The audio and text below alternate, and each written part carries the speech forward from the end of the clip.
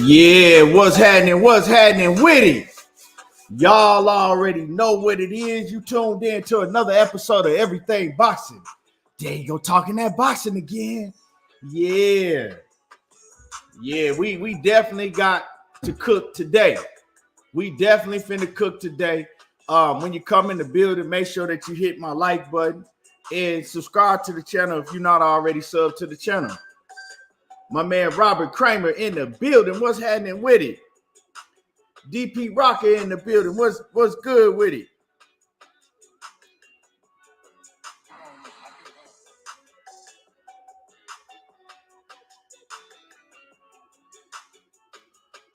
Yes, sir. My man OG Sean the Dunn. Leon Robinson off in the building. Mike Rhyme in the building. Catman 785. What it do? My man Dub right side. Always on the right side. Never on the wrong side. Jay Grant. That boy Tito 1. What's happening with it? From Las Vegas. Leon Robinson. Brandon House. What it do, B House? Yeah, so like I said, we definitely gonna cook today. Definitely gonna cook today. Got a lot to cook on. And yeah, it's going down for sure. It's going down for sure.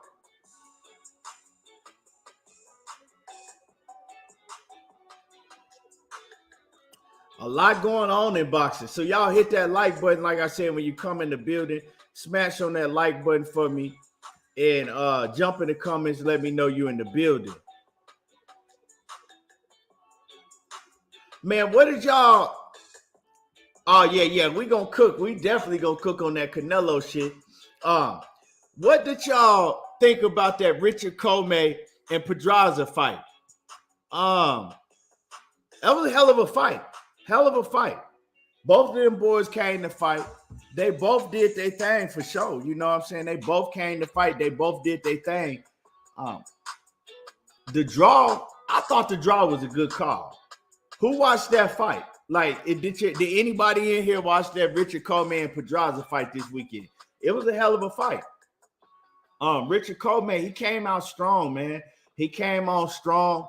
He hurt Pedraza in the early rounds.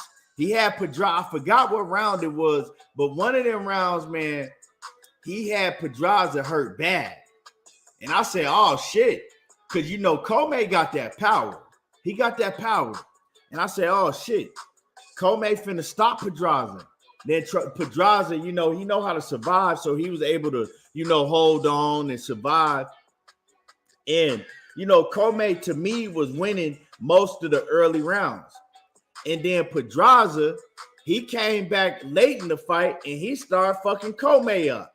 You know, he had Comey on the ropes, and a couple times late in that fight, like 10, 11, you know, 9, the later rounds, it looked like Comey wanted to quit. You know what I'm saying? It looked like Pedraza was finna stop Comey, and Comey had that look in his eye like he wanted to quit. So it was back and forth. It was a hell of a fight. So, you know, shout out to Richard Comey and Pedraza. But like I said, definitely shout out to the judges because it was a hard fight to score, and I thought it was a draw. You know, I didn't score the fight, so I got to go back and watch it and sit down and actually score the fight. But just watching the fight, not scoring it, I didn't have no problem with the draw. I thought it was a good call. If any fight deserved a draw, it was that fight.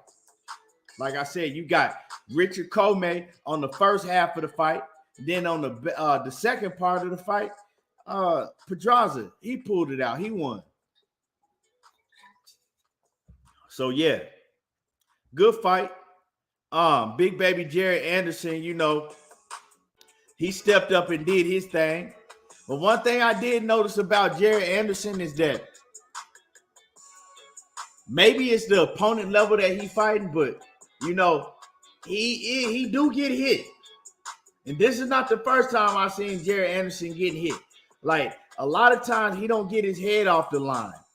And you go in there with some of these upper echelon heavyweights, that's one thing that Big Baby gonna have to work on is getting his head off that line and work on his defense a little better. You know, I know he liked to parry punches with his elbows and roll with shots.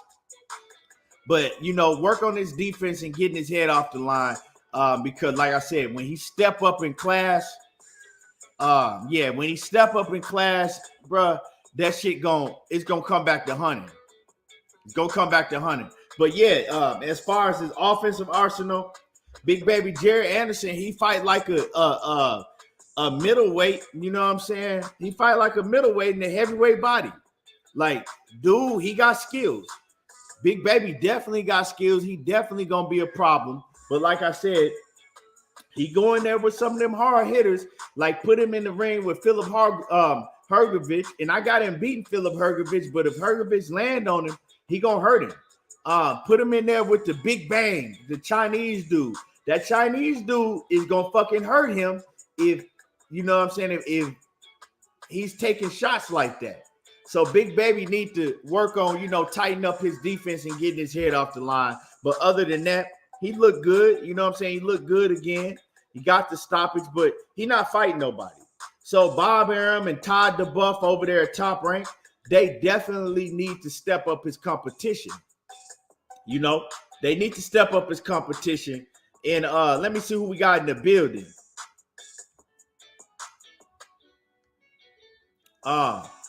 We got my man Johnny Q in the building. Mark Wonderlick in the building. Yeah, Tiger Johnson, he did his thing too, man. I like Tiger Johnson a lot. Robert Pitts, what's happening with it? Flawless Mentality. Sean Clark, what's happening with it? Catman 785. Let me see. Jay Miller, salute. Chris Colbert, what's happening with it? Sean Clark said, Big Baby definitely got skills and he confident, but I agree. He needs to fight better, come and sharpen up. Yeah. You know, and I think that when he starts stepping up in competition, his flaws, right, that he has, it's going to show more and it's going to let him know where he's at. It's going to let the people around him know where he's at. But he definitely it's time, you know, now for him to step up, for them to step up his competition. You know, it ain't on Big Baby, Jared Anderson, because he willing and ready to fight anybody. What I want to see, I would love them to put him in the ring with Big Baby Jared Miller. You know what I'm saying? The baby versus the baby. You know, the steroid baby versus Big Baby. Steroid baby versus baby. I would love that fight. Put him in the ring against, you know, Jarrell Miller. That's a hell of a fight, you know? Hey, and what's even better is the fucking loser got to take the baby off their name. The loser got to take the baby off their name. So the winner get the rights to the Big Baby name. Yeah, that shit, that's a hell of a fight. Manny, now the Big Bang, that Chinese dude is dangerous. That Chinese motherfucker is dangerous for Big Baby Jared Anderson right now. I don't think they want to put him in there with the Big Bang because one thing about the Big Bang, Jared Anderson, his skills is, you know, he got way more skills than the Big Bang. But it's scary when you fighting a heavyweight that can hit hard in a motherfucker and that got a rock solid chin. Like Philip Hrgovic was hitting that Chinese dude with some shit and he couldn't hurt him. He was liable to break his hand before he hurt the Big Bang. You feel me? Like, so I wouldn't do that. If I got a young up and coming heavyweight, I'll have him stay away from that motherfucking Chinese dude, the Big Bang, because he got some titanium steel in plates in his fucking head or something. Because he was getting hit with some shit and it didn't faze him. The only thing is he got tired. He don't have no gas tank for the second half of the fight. He got tired. That was the only thing with him.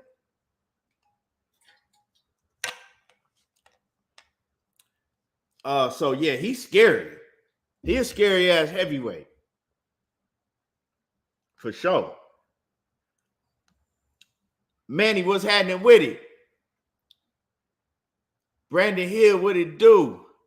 Buckle Up Boxing Talk says Jared Anderson versus Jared Miller. Great fight. Jared Anderson beats the man, he'll beat the shit out of Jared, big baby Jarrell Miller. See, to me, we don't even know if Jarrell Miller is even good or not.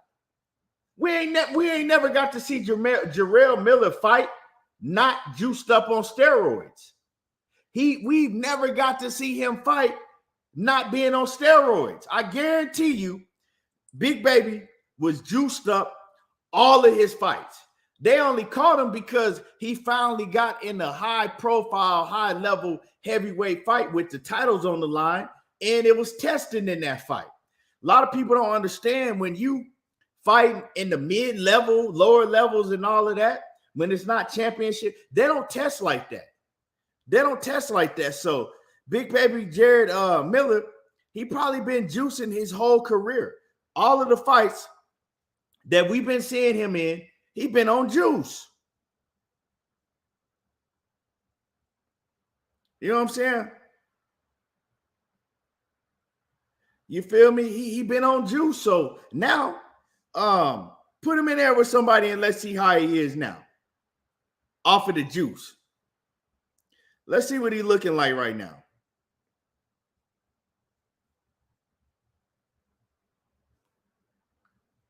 Because last time I seen him, he was fat and sloppy. But that's what happened. You know what I'm saying? He got off that juice.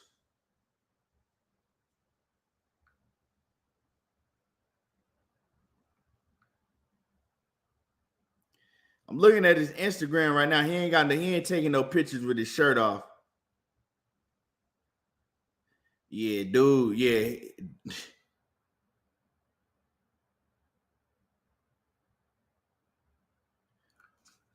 But yeah, I like that fight.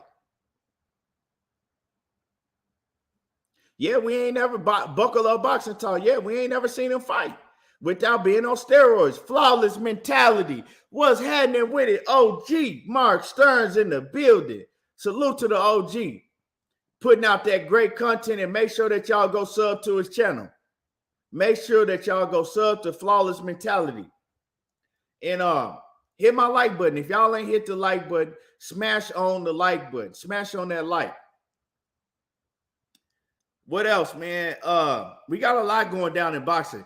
I'm gonna keep it 100. What I'm most excited about is September the 10th. September the 10th is a great day. That's my twin daughters. That's their birthday. And on that day, September the 10th, y'all know what it is in boxing. We got Alicia Baumgardner and Michaela Meyer, and we got Clarissa Shields versus goddamn Savannah Marshall. That's a hell of a fight card. That whole fight card is all women and it's all stacked from top to bottom. To me, besides Errol Spence and Terence Crawford, to me, that's the best fights of the year. Man, woman, or child, to me, that's the best fights of the year. A lot of people try to look over women's boxing, but that Michaela Meyer and Alicia Baumgardner fight, and then Clarissa Shields and Savannah Marshall on the same card, men's boxing ain't putting up cards like that. That's a card, right, that's equivalent to having an Errol Spence and Terence Crawford, right, as the main event, and then the co-main event like a Devin Haney and Tank Davis. Imagine a men's boxing card, the main event, Errol Spence and Terence Crawford, in the co-main event, Tank Davis and Devin Haney. Or Tank Davis and Vasyl Lomachenko, or whoever the fuck you want to put in there, right? Men ain't making cards like that no more. Now, they used to back in the 80s. Back in the 80s and early 90s, they used to put on fire-ass cards like that. They ain't doing that shit now. So, to me, by far, all around, that's the best all-around card in boxing in years. So, y'all make sure that y'all don't miss that. because that's going to be a fire-ass card. The whole card from top to bottom. So, yeah. Flawless Mentality said, your dad's birthday is on 9/11. Yeah, that's the day that, nobody will forget. 9/11. General Long, what's happening with it? E.T. Kawhi Elliott, what it do? KG Alexander, what's happening with it? That Big Ken's barbecue off in the building. Now, I appreciate it. I appreciate that, Kawhi Elliott, Yeah, so I can't wait till that Clarissa Shields and the Clarissa shit. And who y'all got in that fight? I got to tell you, and it's crazy because Clarissa Shields is an underdog versus Savannah Marshall. And they got Alicia Baumgardner. She's a big underdog, versus Michaela Meyer. And I got Clarissa Shields and Alicia Baumgardner. I got both of them. Dwayne Freeman, what it do? What's happening with it? D Free. Yeah, so it's a lot going on in boxing. Plus, we got these, we got these debates over there on Knockout Channel. Me and Money, we finna go head to head tomorrow. Me and Money Brown, we finna debate each other tomorrow. So it's a lot going on in boxing. A lot going on in boxing. What else? You got Dimitri Bivol. We got Dimitri Bivol and my man Zurdo Ramirez fighting. That's a fight that I've been wanting to see for a long time. We got Dimitri Bivol and my man Zurdo Ramirez. That shit finna be fireworks, and I think that's like November the 5th or 6th or something. That's in early November. Yeah, that's in early November, so I can't wait. I can't wait to see that fight. That's going to be a hell of a fight. And that's a 50-50 type fight. Zurdo Ramirez, he's more of the, the Mexican style. He got skills, but he got that Mexican style. He got some pop. And he got a high output. Then you got Dimitri Bivol. He got more of that European style, the stick behind the 1-2, more fundamentally sound. And so that's going to be a fight. That's going to be a tough fight. You know what I'm saying? Them dudes is definitely finna go at it. So that's a hell of a fight. Gervonta Tank Davis, I don't know what the hell he doing. I don't know who he gonna fight. I'm hearing all type of different rumors. You know what I'm saying? We know that he ain't fighting Ryan Garcia. So who is Tank gonna fight? That's the thing. I'm hearing that Tank looking to come back in December or something like that. But who he gonna fight? Who's he gonna fight? You running out of motherfucking like for real. We all know that Tank is a hell of a fighter, but hey, they running out of bombs. They running out. His back up against the wall. He got to fight somebody. And then, like I said, we got Wilder and Helenius coming up. That's gonna be a tough ass fight for both Wilder and Helenius. It's a dangerous fight. It's a dangerous fight for Wilder because you got Helenius, right? He don't got the big name. He ain't really got too much to lose, He don't really got too much to lose. Wilder, he got a lot of loyal to the game. Yeah, Kwame, they ain't sending out my notifications like that lately. They haven't been doing it. But they'll send it to some people and most people they won't. But it's all good. And salute to Kwame. Y'all hit the like button. But yeah, like Wilder to me, I don't know. It's kind of like when I continue to hear you tell people how, hard wasn't in boxing, how you went to the gym and like you tried to hit the bag and you just was like, man, I don't want to do this shit. And how it was so hard for you to make up the decision to come back to the game. I just don't like that. I don't care who you are. If I heard Errol Spence say that, I'm saying the same shit. If I heard Tank say that, Whoever it is, if I hear a fighter say that, I just don't like that, especially in the game of boxing, and it's dangerous to begin with. But Wilder's putting in the work. One thing I can say about Wilder, he is definitely putting in the work, working hard. I know he's sparred probably over 500 and something rounds now. He looks to be in great shape again. He's not bulky. He's cut down all that bulk. So he should be faster. He should be a lot faster, and continue to work on what they was working on last camp. I think Wilder's biggest issue in the last fight with Tyson Fury, his biggest issue is he just got tired. He had too much weight on him and his stamina just didn't hold up. You get tired in the third round, right? Fighting somebody like Tyson Fury, you're going to have a problem because we seen Wilder look good in the first 2 rounds. I don't know if that's saying much because we only talking about 2 rounds, but he looked good in the first 2 rounds, and then after that, he gassed out. And you got 12 rounds to go, and you gas out in the third round. So I think that was his biggest problem. You know what I'm saying? Is him gassing out in the third round and then him just fighting on pure hard. He was just fighting on pure hard from the third round on. So now Wilder can go back to the old Wilder, right? He just got to get his stamina together. You know what I'm saying? Now, his defense, I don't like his defense. I don't like him blocking punches with his arms out, because heavyweights, they hit too hard for you to block punches going straight back with your arms out and trying to knock their punches down.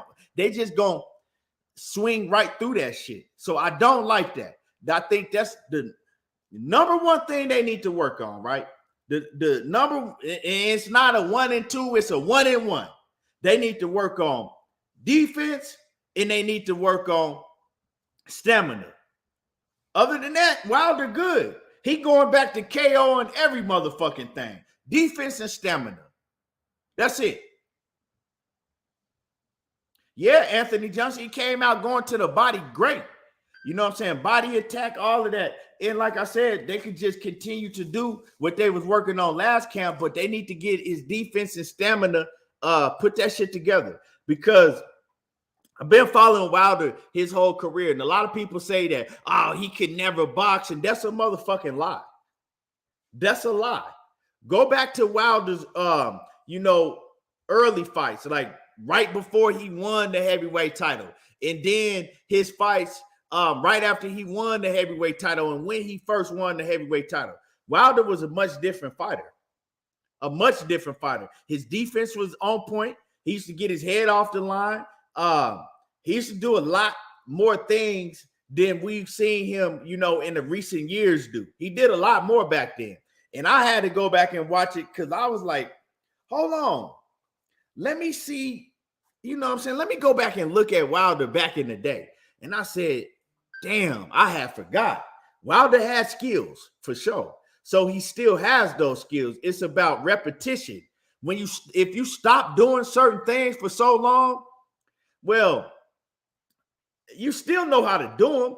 It's just not in your arsenal to do them, But when you drill over and over, then it becomes like riding a bike, like a second nature. So I think that, with one thing with Wilder is that he stopped doing certain things for so long just because it's like, shit, I don't need to do all this shit. I'm knocking everybody out as soon as I touch him, and I'm going to touch him. But what you going to do if you can't touch him, or if you touch him and they still standing? So, yeah. Yeah, Tony Boswell, Wilder used to be a lot more fundamental than we've seen him in recent years. And that's a fact. That's what I'm saying. But I think that, listening to him, he in good spirits. He's definitely putting in the work, getting his stamina intact. I know he's doing that for sure. So hopefully he don't have no stamina issue. And I know his stamina is going to be a lot better than his last 2 Tyson Fury fights because he's going back to his normal weight. He's not trying to bulk up and put on a whole bunch of weight. You could tell he just basically whatever weight I come in at, that's what weight I come in at. I'm not doing extra shit to try to put on a whole bunch of muscle and pounds, and I think that's going to help him out. Eric Bolden said Wilder need road work. Well, Wilder's been running. He runs 3 days a week. He runs. That's what he do in training camp. He runs 3 days a week and he run a lot. So yeah, he is putting in the road work. Heavy Bag, aka Heavy, he says, and y'all hit my like button. You know, if y'all can't support the channel no other way, at least hit the like button. Heavy Bag, aka Heavy, says, in my opinion, Wilder has stamina problems because of his highest career weight. Also, the WBC had just rolled out Bridger weight right before the Fury fight, so Wilder had to come in higher. He didn't have to come in higher. That ain't true, but I do definitely agree with you that, like I said, the weight that he put on, that was a problem for him.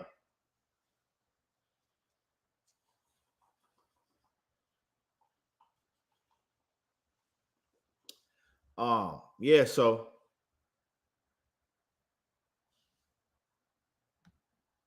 but yeah, Keith Johnson, Monday, Wednesday, and Friday is Wilder's road work days.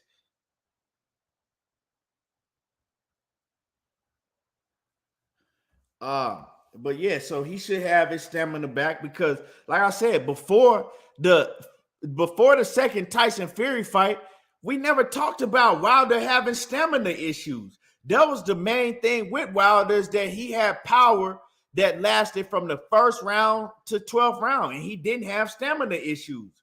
In the Tyson Fury fights, his power wasn't there because he got tired.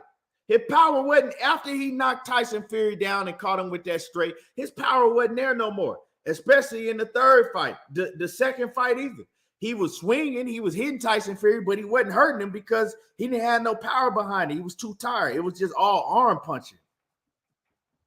But yeah, so that's a hell of a fight. Now, let's talk about Caleb Plant and Anthony Dirrell.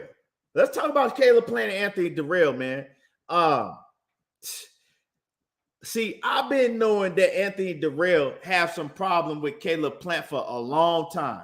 Anthony Dirrell, he came out and he says that he hates Caleb Plant. He don't, like, he said hate is a strong word, but I hate Caleb Plant, right?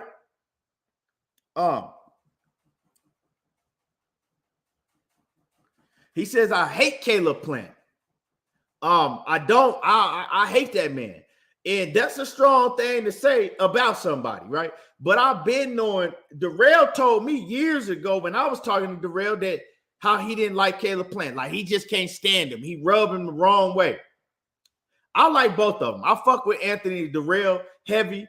I fuck with Caleb Plant. I like both of them. But it makes this fight even more intriguing because they really don't like each other. And like I said, for you to say that you hate a man, that's letting everybody know, like, hey, I really, really want to do something bad to this dude. And let me read to y'all what Caleb Plant had to say. He says, and speaking of Michigan fighters, well, this is what he said, okay? Because he put something up about James Toney, and he said that James Toney was a real champ from Michigan.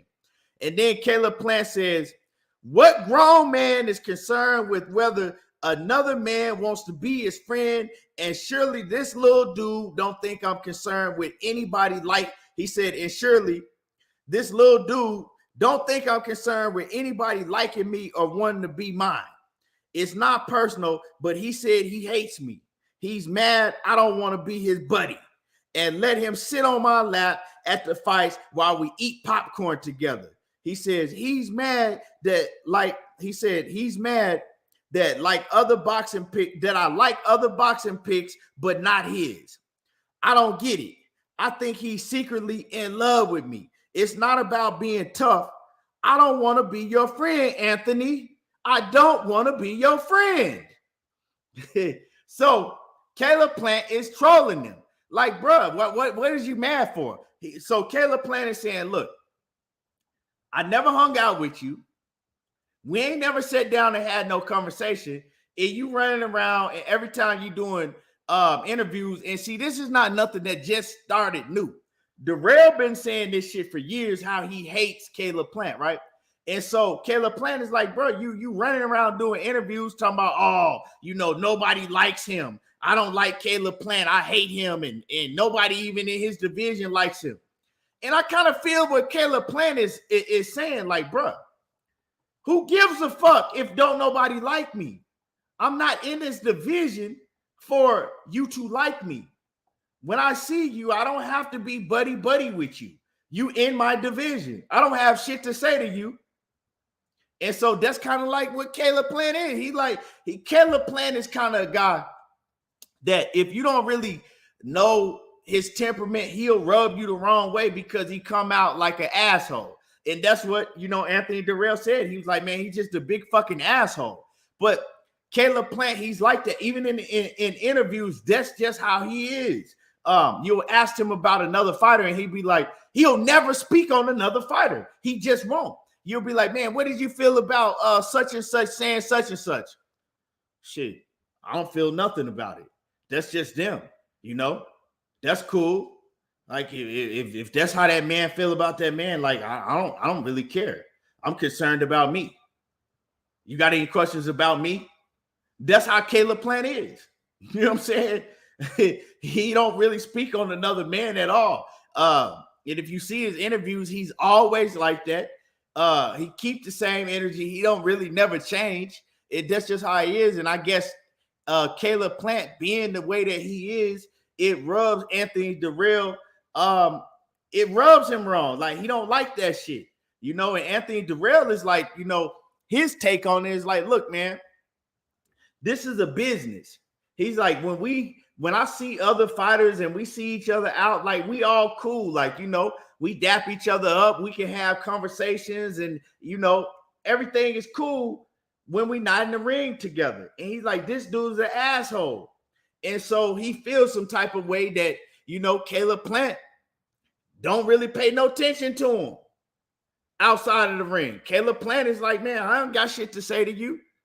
You know what I'm saying? I might give you a head nod and keep going. I don't need to shake your hand or none of that. That's just how he is. So for Anthony Dirrell to let that shit get under his skin like that and to say that he hate that man because of that reason, that's showing some character issues in Anthony Dirrell. Like, I'm not really feeling that. You know what I'm saying? Like, why are you so worried about if this man is liked or not? Or if this man likes you or if this man conversates with everybody else in there, with everybody else in his division. Nah, Mr. De Niro, he's not just promoting the fight. Like I said, I spoke to Anthony Dirrell. I've talked to Anthony. I know he's from Flint. All my people from Flint. I just spoke to Anthony Dirrell on several different occasions. I got videos that I never even uploaded on YouTube with me interviewing Anthony Dirrell, right? And so Anthony Dirrell, he said this years ago, before they had a fight coming up, before they was ever supposed to fight each other. He said it like he hates, he didn't say hate, but he said he don't like Caleb Plant. Like he don't like him. Like that dude rubbed me the wrong way. I don't fuck with him.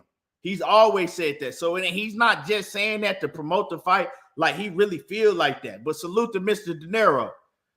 He really feel like that. So this shit is real. Like, you know what I'm saying? I don't think that Caleb Plant really had ill will towards Dirrell. Like, of course, he don't like Anthony Dirrell. He don't like him. But as far as Caleb Plant hating that man, it don't go that far with Plant. But, as this fight gets closer and closer, and then once they got to go face to face, it's probably going to be some swinging happening. And Anthony Dirrell called Caleb Plant a stone cold bitch. He said, how you let Canelo slap you? He said, you let another man put their fucking hands on you and slap you. You a stone cold bitch. That's fighting words. That's fighting words, bro, because you call that man the stone. So, yeah, I got Caleb Plant winning. I think Caleb Plant is too slick for Anthony Dirrell. I think that if Caleb Plant, I think that he made a good move, right? Going with Breadman, because he saw that if he was able to do a few more things in that Canelo fight, he would have been able to pull out the victory over Canelo. But one, he didn't have the stamina. And two, I think once he felt Canelo's power, he kind of got timid. He didn't want to box in the inside with Canelo. You know what I'm saying? Once he felt Canelo's power, Caleb Plant, he had never felt that type of power before, and it was a shock. You got to understand the way that they carried Caleb Plant's career. They never prepared him to be in the ring with somebody like Canelo. And I'm going to explain this to y'all why I'm saying this, right? Because in, 2017, way back in 2017 to 2018, right? Years ago, they put him in the ring with Jose Uzcategui, right? Before that, his toughest opponent was, Medina or something like that? Porky Medina. Before that, his toughest opponent was Porky Medina. And then they put him in with bomb after bomb after bomb. Then Jose Uzcategui, right? After over a year layoff, he fought Jose Uzcategui. Had another year layoff, put him in with more bombs and bomb and bomb. And then bam, you put him in right off of another almost year layoff. You put him right in the ring with Canelo Alvarez. You didn't build his career. He only got 21 fights. You didn't build his career up, right? To get him to that level, to be prepared for what Canelo was bringing to the table. You didn't. It's just like you just learning how to swim, right? And they teaching you how to swim. You just learning how to swim, right? You've been practicing for 2 days. And you've been practicing in 5 feet of water. Then all of a sudden, they fucking take you to the middle of the ocean and just drop you in that bitch and expect you to know how to fucking swim through them heavy ass tides in the ocean. They didn't prepare you.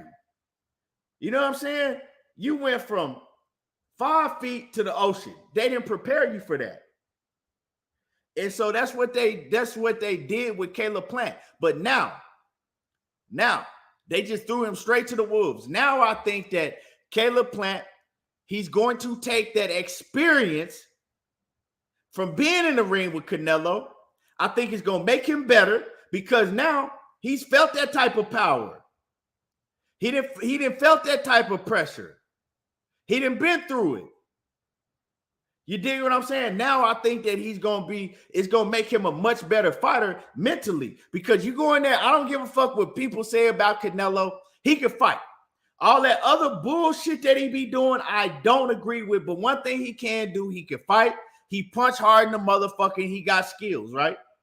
So you throw him in the ring with Canelo, and now, you know what I'm saying, he's going to take out of that fight experience in being in rough situations. Now, when you're in that situation again, you know how to deal with it. You've been in that situation before. And I think he's going to get better, especially he was trained with Justin Gabbard. I never had heard of him. I never heard of no top level fighters that Justin Gabbard had ever trained, but Caleb Plant. And I think Caleb Plant realized that he needs to make a change, and he changed, and now he's training with Stephen Breadman Edwards, who has trained top level fighters. He's trained top level fighters. You feel me? And so with that being said, I think that Caleb Plant is going to take what he already knew and then take what he's learning, and he's going to become a hell of a fighter. He already got the skills. He has all of the fundamentals. He has the athleticism and all of the skills to be a great fighter. Yeah, he don't show a lot of pop, but he got more power than what he showed in the Canelo fight. And that was my problem in the Canelo fight, because when he fought Canelo, he was too scared to stay in there long enough to show the power. He was just trying to tap, tap, tap, tap, tap, and get out real fast. You know, so yeah, man, he gonna go in there, and I guarantee y'all that he gonna put on a boxing display against Dirrell. Dirrell is not nowhere near his prime no more. Dirrell is at the back end of his career, and he can't beat Caleb Plant. Dirrell can't beat Caleb Plant. Dirrell, he didn't look good. He looked, like I said, he fought a low tier. I don't want to call the dude a bum, but he fought like a C minus level fighter. His last fight and got the knockout. His fight before that, he didn't look good at all. He actually got beat by Kyron Davis. Kyron Davis beat him clearly, and they should have gave Kyron Davis that fight, but you know, they said it was a draw when it wasn't no draw. And yeah, I don't think Dirrell got it no more. And Caleb Plant said some trill shit, and I know this to be true. And like I said, I fuck with Dirrell heavy, but I gotta keep it 100. Caleb Plant said some trill shit. He said, Dirrell, I know he don't train all year round. He only trains when he knows that he got a fight coming up. He drink a lot of liquor. He smoke. He says, I don't do none of that. I live a complete fighter's lifestyle, and Anthony Dirrell don't. It's the truth. It's the truth. You know? And so I think that's another thing that's going to come back to hunt Anthony Dirrell in this fight. He don't live a fighter's lifestyle all the time. Caleb Plant do. So I got Caleb Plant, you know.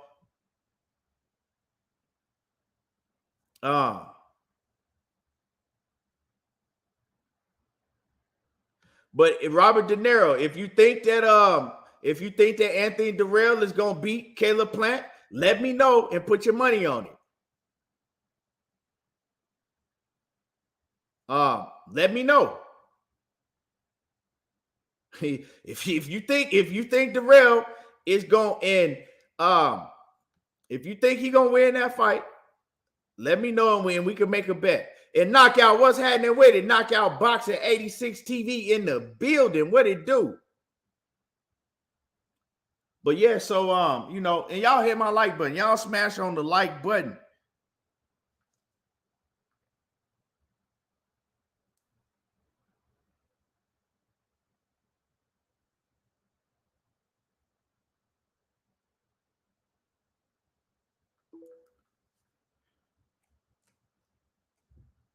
Yes, sir. Y'all smash on the like button. So that's another good fight, like I said. So that Deontay Wilder and Robert Helenius card, that's a hell of a card. Just that fight alone, Caleb Plant and Dirrell putting that on the undercard as the co-main event, that's a hell of a fight card. And they really usually always have good fight cards when they go to the Barclays for some reason. So yeah, I'm feeling that. But yeah, so let's like I said, we've been in here for 43 minutes. Let's get straight into it.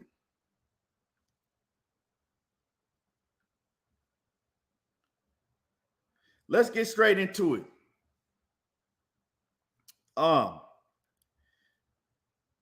So let's talk about Canelo Alvarez. Let's talk about Canelo. So Canelo comes out once again, and he says a lot, right? One thing I want to address is he says that if Dimitri Bivol loses to Zorro Ramirez, he won't fight Dimitri Bivol again, right? Now check this out. Yeah, and y'all hit the like button. Y'all smash the like button. 817, what's happening with it? William Old School, Sweet Tea, the Queen is in the building.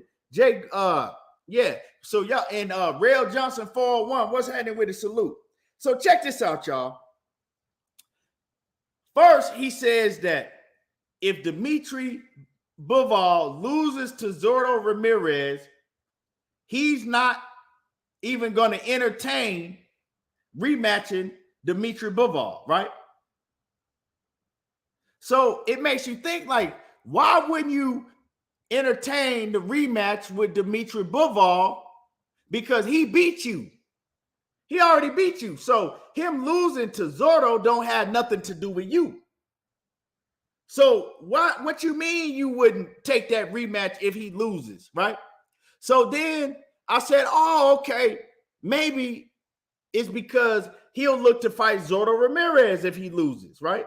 That makes sense, right? Nah, if Dimitri Bivol beat me, but if Zordo Ramirez beats him, I'll go ahead and fight Zordo Ramirez, and I'll get my redemption back and fight, in a huge Mexican showdown. We could do it in Mexico, Aztec Stadium, 100,000 fans. We could make the biggest fight in boxing. Yeah, we could do that. You know what? I'll go ahead and do that. Nah. That ain't the type of time Canelo was on. See, Canelo think he's smart. Check this out. He said, I'm not rematching Bivol if he loses, but you know what? I'm never fighting another Mexican fighter. I'm never fighting another Mexican fighter. Never.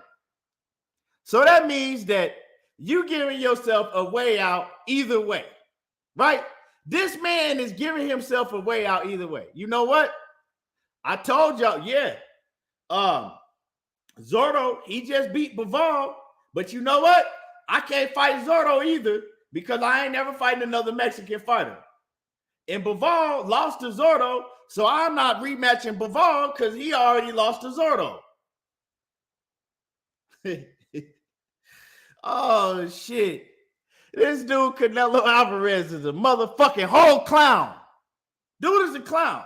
He can fight, but he's a motherfucking clown. What fighter says, I'm not going to fight a whole race, a whole nationality? No, I'm not fighting that. If you're of Mexican descent, I'm never going to fight you. That means I don't have to fight David Benavidez. I don't got to fight Bivol. I don't got to fight Zordo Ramirez. Nah. I ain't fighting Mexicans. Now, it's funny because, right? And y'all hit the like button. Y'all smash my like button. Y'all smash on the like button, hit the like button. It's funny because, right, he's been ducking Bivol for years. When Canelo Alvarez first said that he was going to go to 168 pounds, right? He fought Julio Cesar Chavez Jr., right?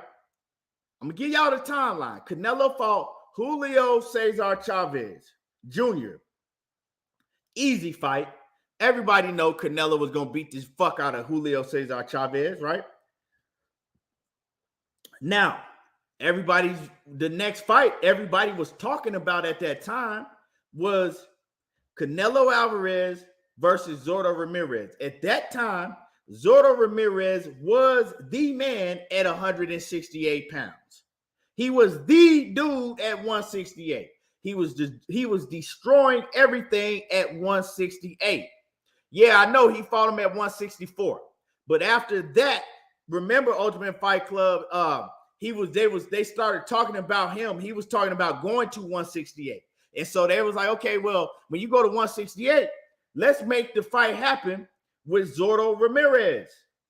Like, that'll be a huge fight. We could do it in Mexico, 100,000 fans. And that was the fight that the media and the fans start pressing. Zordo Ramirez versus Canelo Alvarez. Canelo Alvarez then came out, and that was the first time he said it. You know what? I'm not fighting no more Mexican fighters. And I'm like, hold on, bro. Now that you got the biggest fight possibly in boxing in front of you because of Zordo Ramirez and Canelo's name, right? And they could have did it in Mexico. Now, all of a sudden, you're not fighting no more Mexican fighters, right? So this ain't nothing new that he started. Now, come full circle, right? He kind of let up off of that. I'm not fighting no more Mexican fighters, right? Because he said that he would fight David Benavidez. David Benavidez has Mexican in him. He half Mexican, right? He said that. So he kind of let up off that Mexican. I'm not fighting Mexican fighters. Now, come full circle, David Benavidez ain't gone nowhere. He's still right there. And Zordo Ramirez could possibly beat Dimitri Bivol. He's still right there. Now, all of a sudden, I'm not fighting no more Mexican fighters again.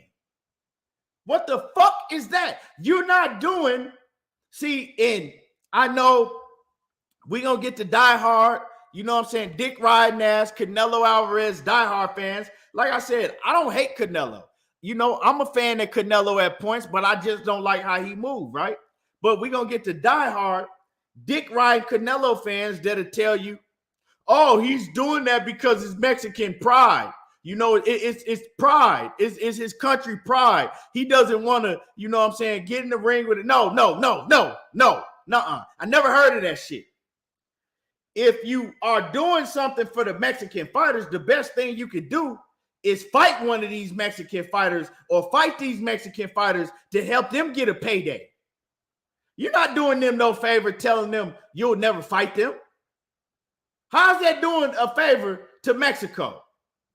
Your country want to see you get in the ring with another Mexican fighter so both of y'all can get big paydays. They don't want to hear that bullshit, oh, I'm not fighting another Mexican fighter. This dude's a fucking joke.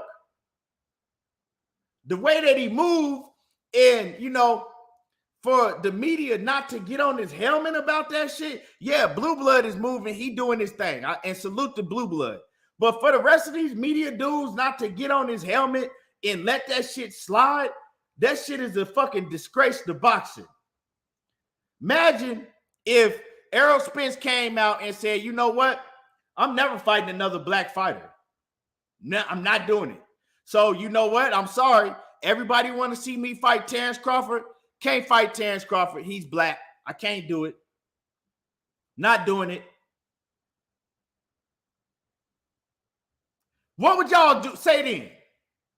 Anybody that's going to take up for this shit, what would you say then? If Errol Spence came out tomorrow and said, you know what? I ain't never fighting another black fighter in my whole entire career. So I know y'all want to see me fight Terence Crawford. Can't do it.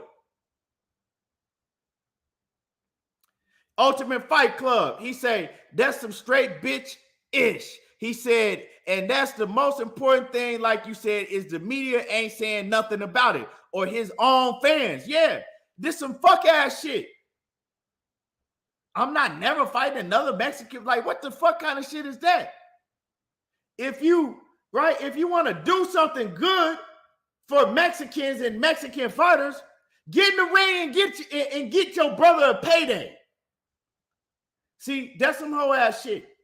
Straight whole ass shit. And I'm not, I ain't riding with that. You can't defend this. You know, you can't defend this. Like I said, anybody that tries to defend this shit, you tell them, well, what if Errol Spence came out tomorrow and said, you know what, I'm not fighting another black fighter. So I know y'all want to see Terence Crawford and myself fight, but we can't do it because he's black. I ain't fighting. And imagine how the media would be all over their fucking helmet. Imagine how they would do Errol Spence if he came out and said some shit like that. Or if Terence Crawford came out and said some shit like that.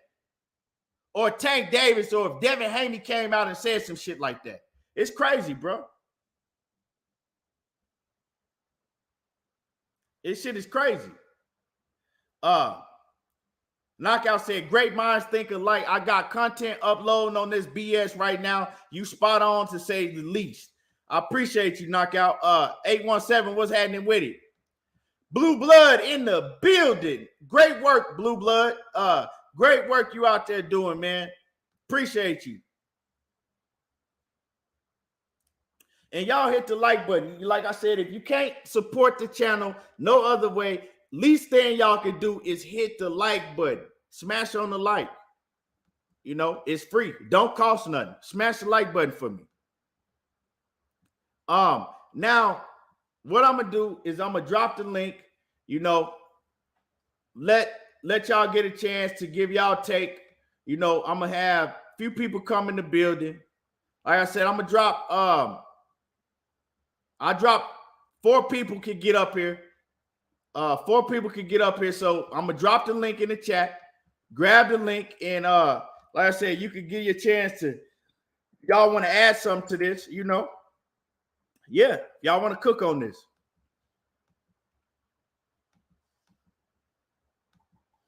There's the link right there.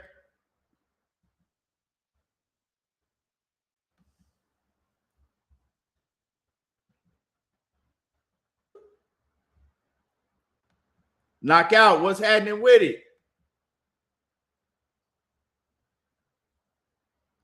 Knockout. Yo, you can't hear you. So yeah, well, M-Dub, I'm cooking on Canelo Alvarez saying that he'll never fight another Mexican fighter. And it's crazy because some of the best fights that we've had in the history of boxing was with two Mexican fighters fighting each other. You feel me? And you got a nerve to come and say that you never gonna fight another Mexican fighter? Like that's some sucker ass, soft ass shit. OTB in the building, knocked out back in. Yo, mic check, mic check. Can you hear me now? Mic check. Yeah, you good, you good. I'm gonna let you go ahead and go first, and I'm gonna go with OTB. Go ahead. Look, man, like this man is openly ducking not only Zerto, but Dimitri Bivol. I need y'all to understand what's happening. So Canelo was asked who he wants to win the fight. He said, "I'm going for Zerto. I want Zerto to win." Mm-hmm. Then they said, then he said, "I want to fight Dimitri Bivol if Dimitri Bivol wins." And then they said, "Okay, well, if Zerto wins, do you want to fight Zerto?" He says no. So let's break it all down really quickly. So if Dimitri Bivol loses, you don't want to fight Dimitri Bivol, but you're rooting for Zerto to win. So if you really wanted the rematch with Dimitri Bivol, wouldn't you be rooting for him to win because you really want that fight? So that lets you know right there he has no interest in fighting Dimitri Bivol. Then you look at the Zerto Ramirez thing. Can you imagine? So you name like one or two good. You named the good one with Errol Spence and Terence Crawford. But I need everybody to understand how much bullshit this is, right? So I don't want to fight Zerto Ramirez because he is Mexican. Can you imagine as a fight fan if Marco Antonio Barrera and Eric Morales had that type of attitude for their two great fights? Can you imagine if Ray Leonard and Marvin Hagler and Tommy Hearns, like if they was like, yeah, we got that attitude too. What if Muhammad Ali had that attitude? That means there's no Ali Foreman, there's no Ali Frazier, and the list can go on and on and on and on, bro. Like this shit, like it's bad, bro. Like I'm not trying to hear that.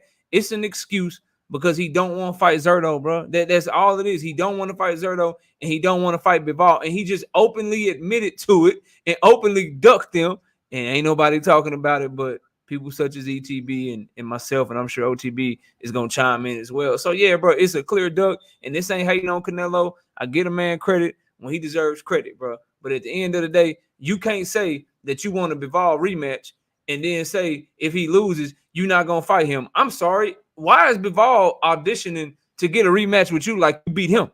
Like, why does it matter if Bivol lose to fucking Zerto anyway, bro? Like, why does that shit matter if you Canelo Alvarez? Like, he beat your ass. That's like the Chris Colbert shit where he was like, hey, to Luis Garcia, I'm not rematching him again if he's not a champion. What do him having to be a champion, or if he would have lost to Gutierrez, or if he getting there with Shakur and Shakur beat his ass, what do them beating his ass have to do with you getting the get back as a competitor because he beat your ass? Like, that shit don't make no sense. Why does it matter if Bivol win or lose if you really want to get your get back and if it's sincere? So that lets you know right there that he on some bullshit. And the whole Mexican thing, I've always said it was some bullshit. Like, he didn't become more Mexican in the last few years. Where did all this pride come from? Where was his pride when it was Julio Cesar Chavez Jr.? As a matter of fact, he became more American the last few years. He's talking English now more. He's cussing people out more. He's wearing fucking Dolce & Gabbana pajamas and shit to press conferences and shit now. So I would argue he's become more Americanized in the last couple of years. So where did all this Mexican pride come from all of a sudden now that Zerto is staring your ass in the face? So I told y'all, and people was getting on to me, bro. And this is why I always say, just get a shit that I say time, bro. Remember when I said Canelo didn't want to fight Bivol and he wasn't going to fight Bivol? All right, just keep letting the shit marinate. Let it sink in. Homie is going to duck Bivol, bro. He letting you know right now. Win, lose, or draw, he ain't fighting Bivol. So he's rooting for Bivol to lose because he don't want to fight him, bro. And that's all I got, man. It's a clear duck. You spot on with the shit. Anybody that say anything else, bro, like, they'll never debate the shit for real. You know what I'm saying? They'll come up and they'll, you know, people will try to cap for it. People will make excuses for it. But ain't nobody really gonna debate it for real and like have any good points. because the truth is the truth and the facts are the facts, bro. That's all I got, man. Right. OTB. What you got on this? You on mute. OTB. Can you hear me, bro? Yeah, you was on mute. Oh, okay.